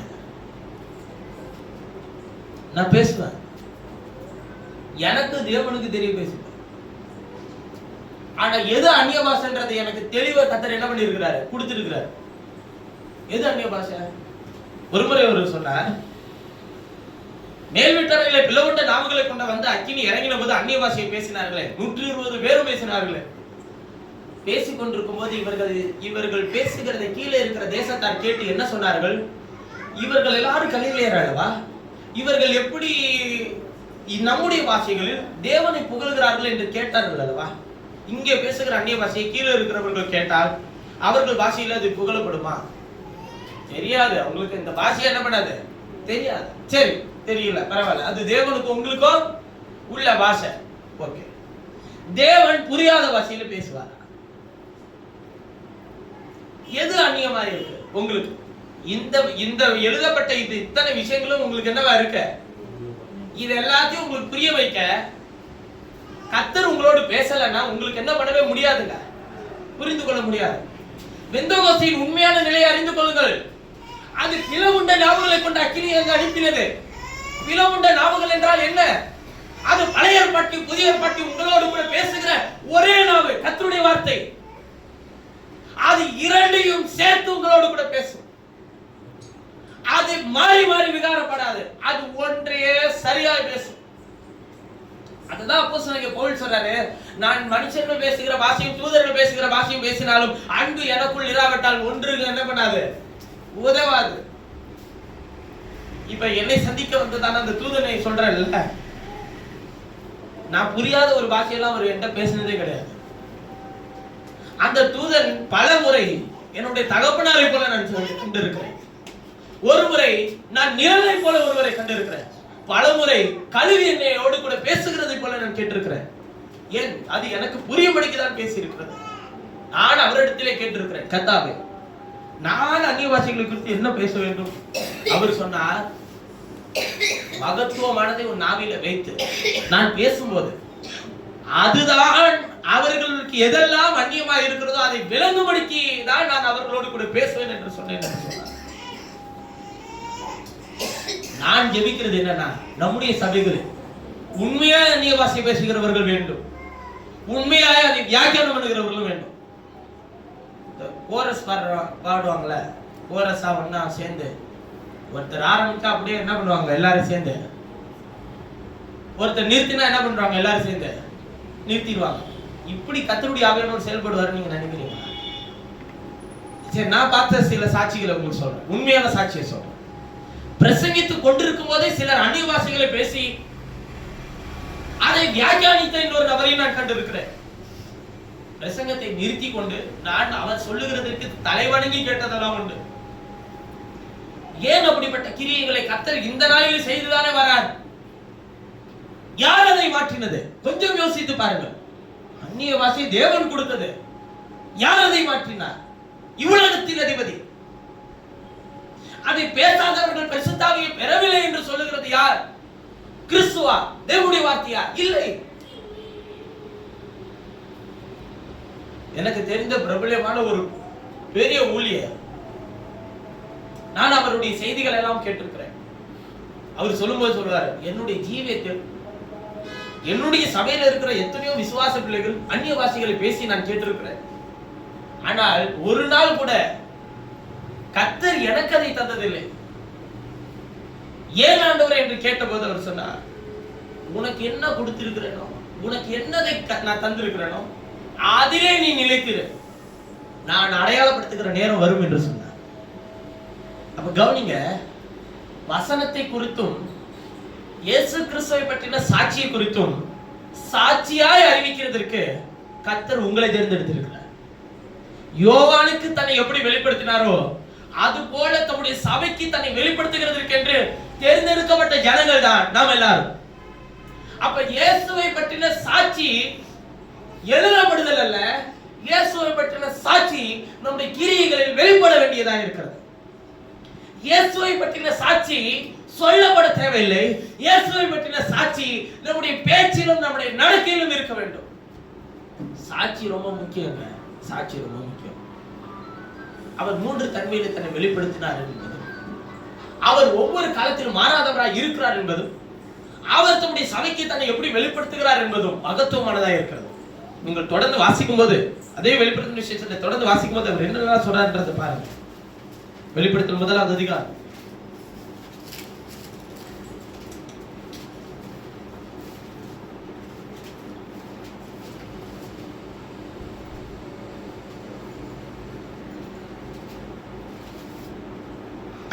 4வது வசனத்தை வாசிக்கலாம். யோவான் ஆசியாவில் உள்ள 7 சபைகளுக்கும் எழுதுகிறதாவது, இப்ப சபைக்கு எழுதுறார் கடிதத்தை. ஆசியாவில் இருக்கிற 7 சபைகளுக்கும் எழுதுகிறதாவது, இருக்கிறவரும் இருந்தவரும் வருகிறவருமானவராலும் அவருடைய சிங்காசனத்திற்கு முன்பாக இருக்கிற இருந்தவர் ஒருத்தர், இருக்கிறவர் ஒருத்தவர், வருகிறவர் வேறு ஒருவர் என்று அல்ல, இருக்கிறவரும் இருந்தவரும் வருகிறவருமானவராலும் அவருடைய சிங்காசனத்துக்கு முன்பாக இருக்கிற 7 ஆவிகளாலும் உண்மையுள்ள சாட்சி மரித்தோரிலிருந்து முதல் பிறந்தவரும் பூமியின் ராஜாக்களுக்கு அதிபதியாகிய இயேசு கிறிஸ்துவினால் உங்களுக்கு கிருபையும் சமாதானமும் உண்டாவதாக. அவர் சொல்றாரு, இருந்தவர், இருக்கிறவர், இருந்தவர், வருகிறவர். அதான் சொன்னேன், அவர் இருந்தவராக கழுகை போல இருந்தார். தீர்க்கதரிசியாக பழைய ஏற்பாட்டு காலம் முழுவதும் தீர்க்க தரிசனங்களை வியாக்கியானிக்கிறவராக இருந்தார். மாம்சத்தில் இயேசுவாக வரும்போதும் அதை வியாக்கியானிக்கிறவராகவும் தீர்க்கதரிசியாகவும் இருந்தார். இருக்கிறவர் ஆட்டுக்குட்டியாக இன்றைக்கும் தம்முடைய ரத்தத்தினால் பரிந்து பேசிக் கொண்டே இருக்கிறார். வருகிறவர் சிங்கமாக, யூதாவின் சிங்கமாக, அவர் ராஜாவாக அவர் திரும்பி வருவார். வரும்போது மணவாட்டியை தன்னோடு கூட அவர் என்ன பண்ணி பாருங்க, சேர்த்து கொண்டு போவார். அவருடைய சிங்காசனத்துக்கு முன்பாக இருக்கிற 7 ஆவி. எதுக்கு 7 ஆவி? இதெல்லாம் என்ன 7 ஆவி எதுக்கு? ஆவின்னா என்னங்க? 7 ஆவின்னா என்ன? சபை இல்ல. 7 குத்து விளக்குனாதான் சபை. 7 நட்சத்திரங்கள்னா சபைக்கு அனுப்புகிற தூதர்கள். 7 ஆவின்னா என்ன? ஆவின்னா என்ன? முதல்ல சொல்லு, ஆவின்னா என்ன? நான் உங்களுக்கு சொல்லுகிற வசனங்கள் ஆவியாயும் ஜீவனாயும் இருக்கு. ஆவிக்கு இங்க ஆண்டவர் கொடுத்திருக்கிற வியாக்கியானம் தான், ஆவியாயும் ஜீவனாயும் இருக்கு. கர்த்தருடைய கண்கள் ஆவியாய் இருக்கிறது என்று சகரியாவில் எழுதப்பட்டிருக்கிறது. அங்கே 7 ஆவிகளை குறித்து எழுதப்பட்டிருக்கும். ஏன் 7 ஆவிகள் என்று சொல்லி கேட்டால், 7 சபை காலங்களுக்கும் அவர் தம்முடைய செய்தியை அனுப்ப விரும்புகிறார். ஒரே வார்த்தை தான். எபேசு கேட்ட செய்தியினுடைய விஷயத்தை சிமிர்னா கேட்கல, சிமிர்னா கேட்டதை பெர்கமு கேட்கல, பெர்கமு கேட்டதை தியத்ரா கேட்கல, தியத்ரா கேட்டதை சர்தை, பிலதெல்பியா, லவோதிக்கா. 7வது சபை. இப்ப நீங்க எந்த சபையின் காலத்துல இருக்கிறீங்க? 7வது சபையின் காலத்துல இருக்கிறீங்க. 7வது சபை அல்ல, 7வது சபையின் காலம். இதை குறித்து நான் உங்களோடு கூட 7 சபை காலங்களை குறித்து நான் இப்போ அந்த 15 ஜனவரி மாசத்துல நமக்கு வருதுல ஒரு பெரிய லாங் கேப், அதுல உங்களோடு கூட பேச நான் விரும்புறேன். 7 சபைகள், 7 சபை காலங்களுக்குள்ளும் ஒரே ஆவியை, தம்முடைய ஆவியை அனுப்பிதான் அவர் பேசிட்டே வர. 7 பொன் குத்து விளக்குகள், 7 ஆவிகள், 7 நட்சத்திரங்கள். இது 7 எங்க இருந்து புறப்படுதுங்க? அவரிடத்திலிருந்து தான் புறப்படும். இவர் ஒவ்வொரு சபைக்கும் அவர் தம்முடைய தன்னை பரிபூர்ணமாய் வெளிப்படுத்த காண்பிக்க விரும்புகிறார். உங்களுக்கு புரியும்படிக்கு ஒரே ஒரு சின்ன விஷயத்தை பேசுறேன். இங்க சூரியன் இருக்குன்னு வச்சுக்கோ.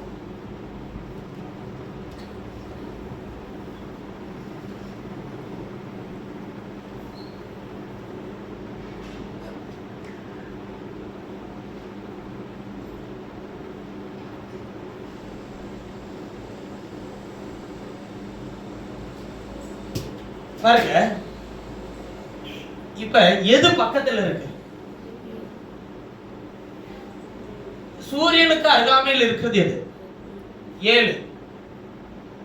இந்த முதல் சபை எபேசு. யோவான் அந்த எபேசுக்கு தான் தீர்க்கதரிசியா இருந்தார், செய்தி அனுப்பி கொண்டிருந்தார்.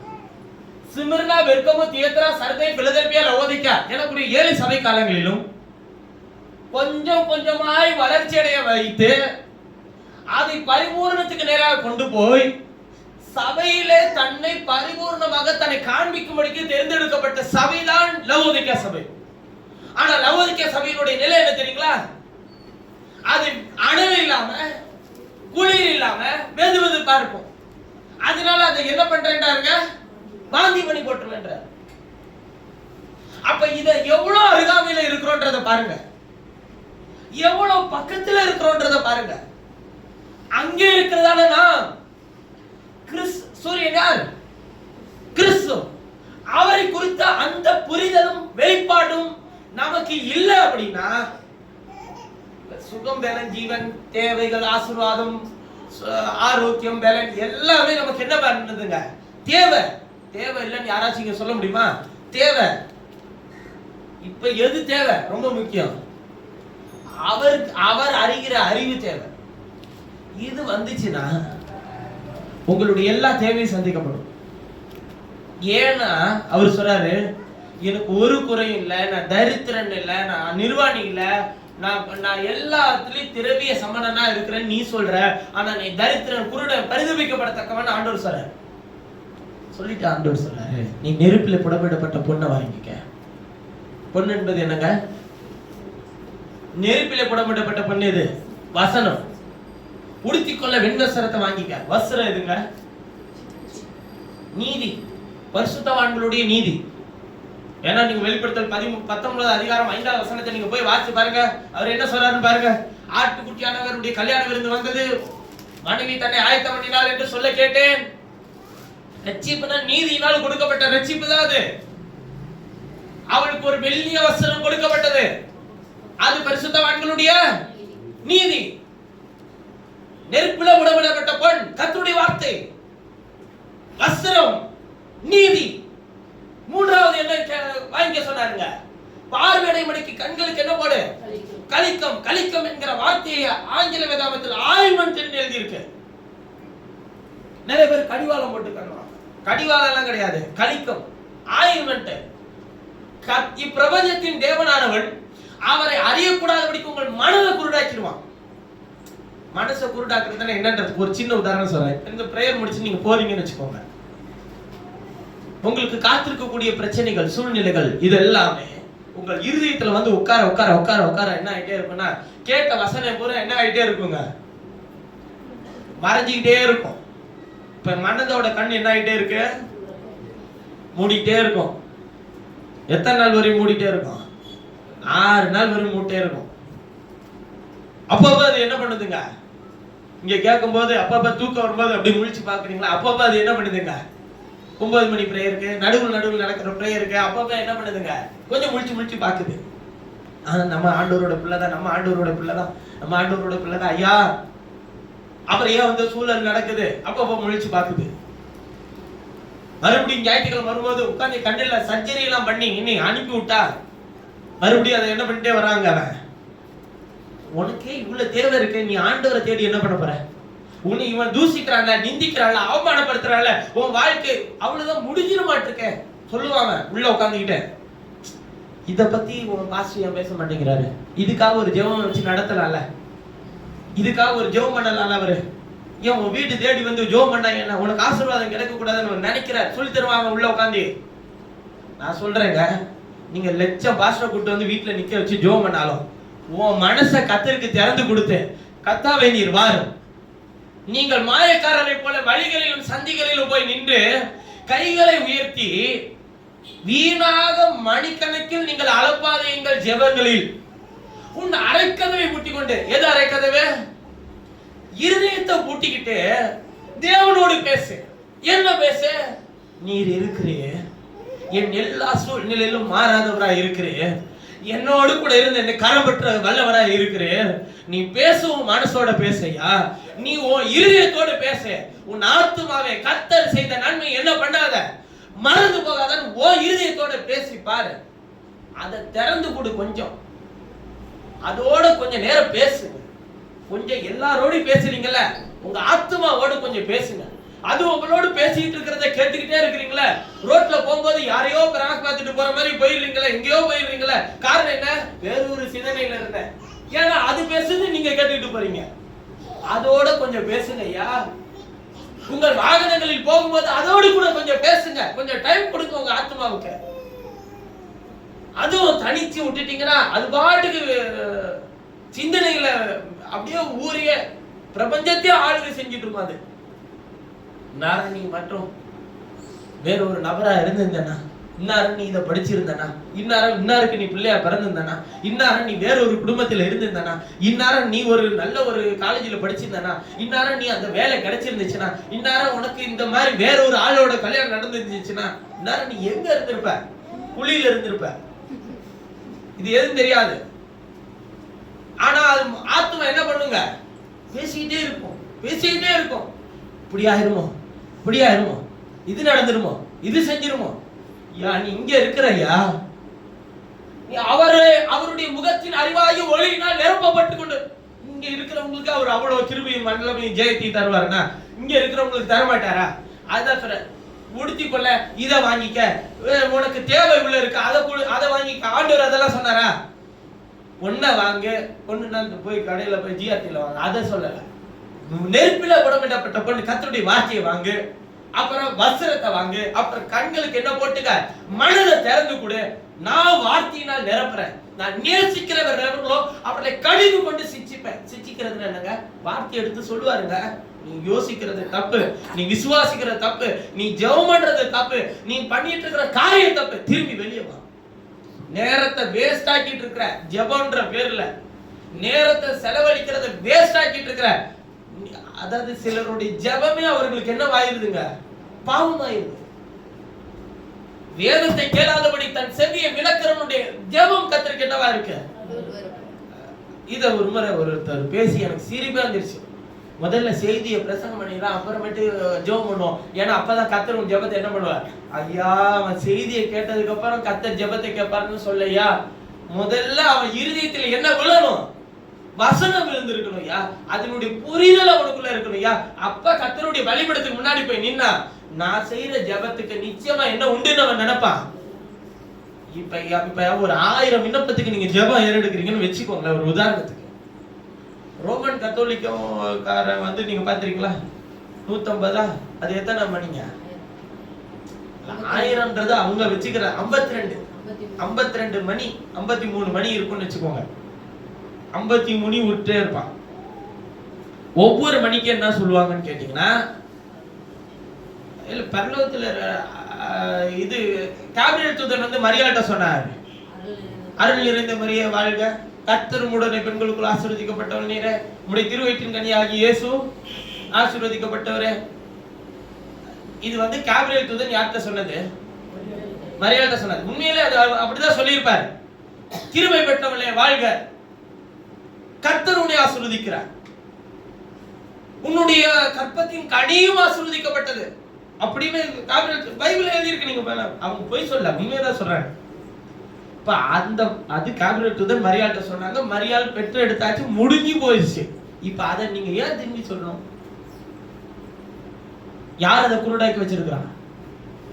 சரி, அவர்களை விட்டுருவோம்.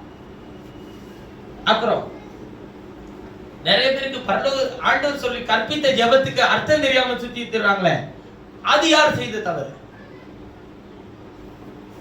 நான் மீண்டும் சொல்லுகிறேன், முன்பு ஒரு 1990 வருஷம் 2000 வருஷத்துல இருந்த அறியாமை என்கிற காலம் வேறு.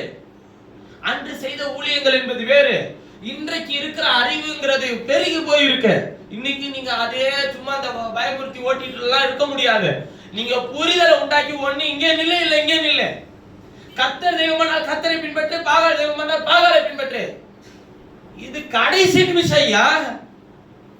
இல்ல இல்ல அதெல்லாம் ஒண்ணும் பிரச்சனை இல்ல, பிரச்சனை இல்ல கிடையாது.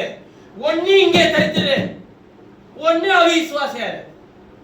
ரெண்டு இல்லாம வெது வெதுப்பா இருந்தா கர்த்தர் உன்னை வாயில் நின்று என்ன பண்ணிடுவாரு? வாந்தி பண்ணி போட்டுருவார். கிறிஸ்துவை பற்றின பூரண வெளிச்சத்திலே நிலைத்திரு. சிலர் சொல்லுவாங்க, பிதா குமாரன் பரிசுத்தாவின் நாமம் என்பது ஆண்டவருக்கு கொடுத்ததானே, ஏசப்பாவே சொல்லிட்டு போனதானே. ஐயா, அது பதவி பெயர் ஐயா. கர்த்தராகிய இயேசுவின் நாமம் அது சரி. நான் என்ன கேட்கிறேன், நீங்கள் ஏன் வாக்குவாதம் செய்கிறீர்கள்? வேதம் சொல்லுகிற வியாக்கியானத்தை நான் விசுவாசிக்கிறேன். ஒருவேளை நான் பிதா குமாரன் பரிசுத்தாவின் நாமத்திலே ஞானஸ்நானம் பெற்றிருந்தால் திரும்பவும் இயேசுவின் நாமத்தை அறிந்து கொண்டு வந்து அவருடைய கற்பனைகளை அறிந்து கொண்ட போதோ தாமதமானால் தீவிரித்தேன். சங்கீதம் 119 எழுதியிருக்கு, தாமதியாமல் தீவிரித்தேன். கற்பனையை அறிந்து கொள்கிறதுக்கு முன்பு நான் ஒரு நாமத்தில், நான் பள்ளத்தாக்கின் லீலி, சாரோனின் ரோஜா, வல்லமையுள்ள தேவன், சமாதான பிரபா என்கிற எத்தனை நாமத்தில் ஞானஸ்நானம் வாங்கியிருந்தாலும் சரி, கர்த்தராகிய இயேசுவின் நாமத்தை நான் அறிந்து கொள்ளும்போது அந்த நாமத்திலே தான் பாவம் மன்னிப்புண்டு, மீட்புண்டு, வாக்குத்தத்தம் உண்டு என்பதை அறிந்து அந்த நாமத்திலே என்னை ஒப்பு கொடுப்பேன். அந்த தண்ணீருக்குள்ளே போய் யாரை கொண்டினாலும் நான் ஞானஸ்நானம் பெற்றுக்கொள்ள என்னை ஒப்பு கொடுப்பேன். காரணம் அதுதான் நீதி, வேறு ஒரு நீதி அல்ல, ஒரே நீதி தான். பிதா குமாரன் பரிசுத்த ஆவி என்னும் நாமம் கர்த்தராகிய இயேசு என்பது. இத ரெண்டு கூட்டத்தை பிரிச்சு இவன் ஒருத்தவன் இதை செய்யறதா சரின்னு சொல்ல வச்சு அவன் ஒருத்தவன் அதை செய்யறதா சரின்னு சொல்ல வச்சு இப்ப ஜனங்களை என்ன ஆக்கிட்டாங்க? பிரிவினை உண்டாக்கிட்டாங்க ஜனங்களுக்குள்ள. தேவன் பிரிந்து இருக்கிறவர் அல்ல, தேவன் தம்முடைய வார்த்தையோடு தரித்திருப்பார். நீங்கள் வார்த்தையோடு தரித்திருங்கள். ஏனென்றால் அவர் சொல்லுகிறார், அவர் முதலாவது வார்த்தையை குறித்தும், இரண்டாவது அவரை பற்றின சாட்சியை குறித்தும், மூன்றாவது அந்த சாட்சியை அறிவிக்கிறவனை குறித்தும் நீங்கள் நன்றாய் அறிந்திருக்க வேண்டும். நான் எந்த கோட்பாட்டிற்குள்ளும் இருக்கிற டினாமினேஷனை சார்ந்த வேலைக்காரன் அல்ல, நான் கிறிஸ்துவை பரிபூர்ணமாய் வெளிப்படுத்துகிற வேலைக்காரன். எனக்கு இந்த கொள்கையில நில்ல, அந்த கொள்கையில நில்ல, எனக்கு ஒருத்தவ காரணியும் பிடிக்காது, திருத்துவ காரணியும் பிடிக்காது.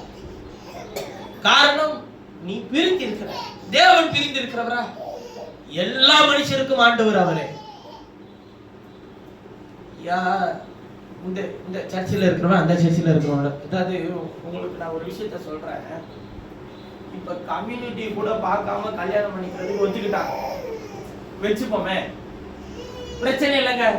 நிறைய சொல்லும்போது சொல்லுவாங்க ஜாதி கூட தடை இல்லைங்க அப்படின்னு சொல்றாங்கன்னு வச்சுக்கோங்களேன்.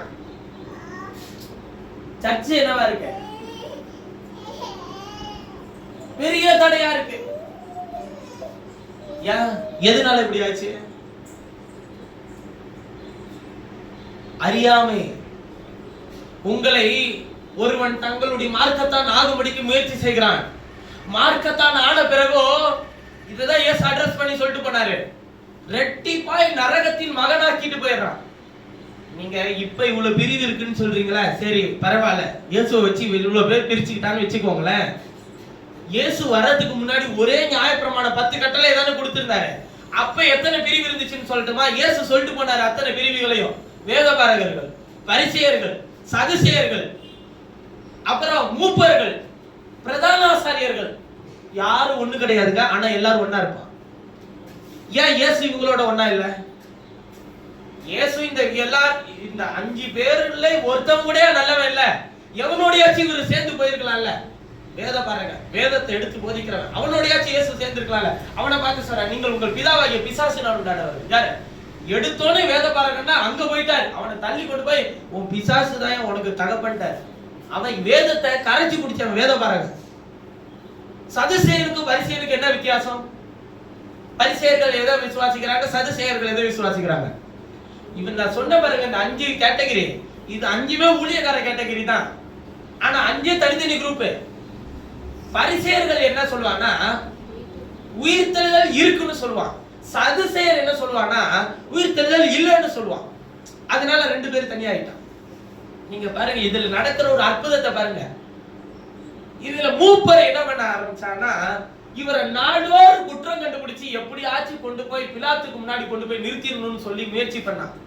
அப்ப ஆண்டவர் அவரை பார்த்து சொன்னாரு, யோவான் சாணகன் அந்த மூப்பர்களை பார்த்து சொன்னாரு, விரியன் பாம்பின் குட்டிகள். வேதபாரக பார்த்து என்ன சொல்லியாச்சு? பிதாவாகிய பிசாசினால் உண்டான. இவங்களை பார்த்து என்ன சொல்றாரு? வீரியன் பாம்பு குட்டிகள். இவங்களாம் ஊழியக்காரர்களா? இவங்களாம் என்ன சொல்றாங்க? இவங்களை அந்த பொசிஷனுக்கு அப்பாயின்மெண்ட் பண்ண இயேசுவும் தூதனாக அனுப்பப்பட்ட யோவான் சாணகனுமே என்ன சொல்றாங்க? ஒருத்த ஆளு வீரியன் பாம்பின் குட்டின்றாரு, இன்னொரு ஆளு பிதாவாகிய பிசாசினால் உண்டானவர்கள்ன்றார். இப்ப இந்த 5 பேரும் ஒண்ணு சேர்ந்து யார கொலை செய்தான்? இவன் உபதேசத்துல பிரிந்திருந்து யாரும் கொலை செய்தாங்க? இயேசுவை கொலை செய்ய 5 பேர் ஒண்ணு சேர்ந்துட்டாங்க. இயேசு இந்த 5 பேர்ல யாரோடையாச்சும் கை கோத்திருக்கலாம்ல? யாரோடையும் கை கோக்கலங்க. அவர் கல்விமான்களுக்கும் ஞானிகளுக்கும் அதை மறைத்து பாலகர்கள் ஆகிய தம்முடைய ஜனங்களுக்கு அவர் தன்னை வெளிப்படுத்தினார். ஐயா, அவர் உங்களோடு கரம் கோத்திருக்கிறார். ஐயா, அவர் எந்த டினாமினேஷனோடு இன்னைக்கு கர்த்தர் இருந்தால் அவர் எந்த கோட்பாடுகளுக்குள்ளும் இருக்க மாட்டார். அவர் தனித்திருப்பார். அவரை கொலை செய்கிறதற்காக எல்லா கோட்பாடுகளும் உருவாக்கப்பட்டது. இதை நீங்க என்னவானாலும் எடுத்துக்கோங்க, எனக்கு அதை பத்தி கவலையே கிடையாது. எனக்கு எல்லா ஊழியர்களையும் நான் நேசிப்பேன், எல்லா கோட்பாட்டிலையும் இருக்கிற ஜனங்களையும் நேசிப்பேன். ஆனால் அவர்கள் பின் தொடர்கிற விஷயங்களை நான் தொடர வேண்டும் என்று விரும்பினால் அங்க முதல் எதிரி நானா தான் இருப்பேன். ஏனென்றால் என்னுடைய எஜமானன் அதற்கு எதிரியா இருக்கிறார். அவர் தேர்ந்தெடுத்த அந்த 12 அப்போஸ்தலர்கள் பாருங்க, அவன் வேதபாரகனா இருந்தானா, பரிசேயனா இருந்தானா, சதுசேயனா இருந்தானா? இல்ல மூப்பரா இருந்தானா, பிரதான ஆசாரியனா இருந்தானா, வந்தவன ஓட்டாயா. பரிசேயர்களில் ஒரு வாலிபன், ஐஸ்வர்யனாகி ஒரு வாலிபன் வந்து, ஆண்டவர் நித்திய ஜீவனை சுதந்திரிக்க என்ன செய்ய வேண்டும்? நல்ல போதகன் என்றார். அதுக்கு அவர் சொல்றார், நல்ல தேவன் ஒருவரை தவிர மனுஷன் ஒருவன் நல்லவன் அல்ல அப்படின்னு யாரை சொல்றது? மாம்சத்தில் வெளிப்பட்ட தேவனே சொல்றார். அதாவது தேவன் மனுஷனா வந்தப்பைய தேவன் ஒருத்தரை தவிர மனுஷன் ஒருத்தர் நல்லவர் இல்ல. ஆனா மனுஷன் தேவன் நியமித்த மனுஷர்கள் எல்லாரும் நான் மட்டும்தான் உனக்கு நல்லவன், மத்த யாரையும் நம்பாதன்னு சொல்றாங்க. ஐயா, நாசியில சுவாசம் உள்ள எந்த மனுஷனையும் பைபிள் சொல்ற எந்த மனுஷனையும் எந்தன்ற வார்த்தை விட்டுறாதீங்க. மனுஷன் பொதுவா போயிடும். எந்த மனுஷனையும் நம்ப. கர்த்தர் ஒருவரை தவிர உண்மையானவர் வேற ஒருத்தரும் கிடையாது. இவன் என்னை பார்த்துப்பான், நம்பாத. இவனை கை கொடுப்பான். அவனை கை கொடுக்க வைக்கணும்னு கர்த்தர் தீர்மானிச்சாதான் அவன் கை கொடுக்க முடியும். அது அவன் மேல குற்றமும் இல்ல, உன் மேல குற்றமும் இல்ல. அவர் அதை தீர்மானிக்கல. அவன் உன்னை பார்த்துப்பான்னு நான் நினைச்சேன். நீ ஏன் நினைச்ச? அவன் உன்னை பார்த்துக்கணும்னு கர்த்தர் நினைச்சாதான் உன்னை பார்த்துக்க முடியும். இப்படி எடுத்துக்கிட்டா இதான் உண்மையும் கூடங்க. பவுல போசனல் எப்படிப்பட்ட வேலையை செஞ்சாரு? பிலிப்பு பட்டணத்தாரை தவிர மத்த யாரும் எனக்கு எந்த உதவி செய்ததில்லைன்னு அவரே சொல்லி இருக்கிறார், தெரியுங்களா? அப்ப தேவன் யாரை வச்சு உங்களுக்கு என்ன செய்யணும்னு தீர்மானிச்சிருக்கிறார், அவங்களை வச்சு செஞ்சு முடிப்பாரு. இல்லாதவங்களை குறிச்சு, செய்யாதவங்களை குறிச்சு, நன்றி இல்லாதவர்களை குறித்து நம்ம கவலைப்பட்டுட்டே உட்கார்ந்து இருக்கிறதுனால நீங்க ஒண்ணு முன்னோக்கி போக முடியாது. அடுத்து போங்க, தொடர்ந்து போங்க, கர்த்தரை மாத்திரம் பிடிச்சுக்கோங்க. அவர் உங்களுக்குள்ளே தன்னை வெளிப்படுத்த ஆயத்தமா இருக்கிறார். அவரை மற்றவர்களுக்கு, நீங்க யாரையாச்சும் நம்பிட்டு இருக்கிறீங்களே, உங்களை நம்பி சிலரை கர்த்தர் வச்சிருப்பார்ல, அவர்களுக்கு பாத்தியாக போங்க, அவர்களுக்கு வழிகாட்டியாக போங்க. கர்த்தர் உங்களை எடுத்து பயன்படுத்த வல்லவராக இருக்கிறார். ஐயா, இந்த பிரசங்க பீடத்தில் நின்று பிரசங்கிக்கிறது மட்டும்தான் உன்னதமான வேலை நீங்க நினைச்சீங்கன்னா அது இல்லவே இல்லைன்னு நான் சொல்லுவேன். இதை விட அங்க இருந்து உட்கார்ந்து கேட்டு அதன்படி நடக்கிறதா பிரதானமான வேலை. பிரசங்கிக்கிறது பிரச்சனை இல்லையா, இதன்படி நடக்கிறது தான் பெரிய பெரிய வேலை, பெரிய வேலை. கர்த்தரோட வச்சிருக்கிற அந்த உறவு இருக்குல்ல, இதுல நீங்க கொஞ்சம் கொஞ்சம் கொஞ்சம் கொஞ்சம் எதையாச்சும் கொஞ்சம் மாத்தி கீத்தி யோசிச்சுதான் பாருங்களேன். நீங்க,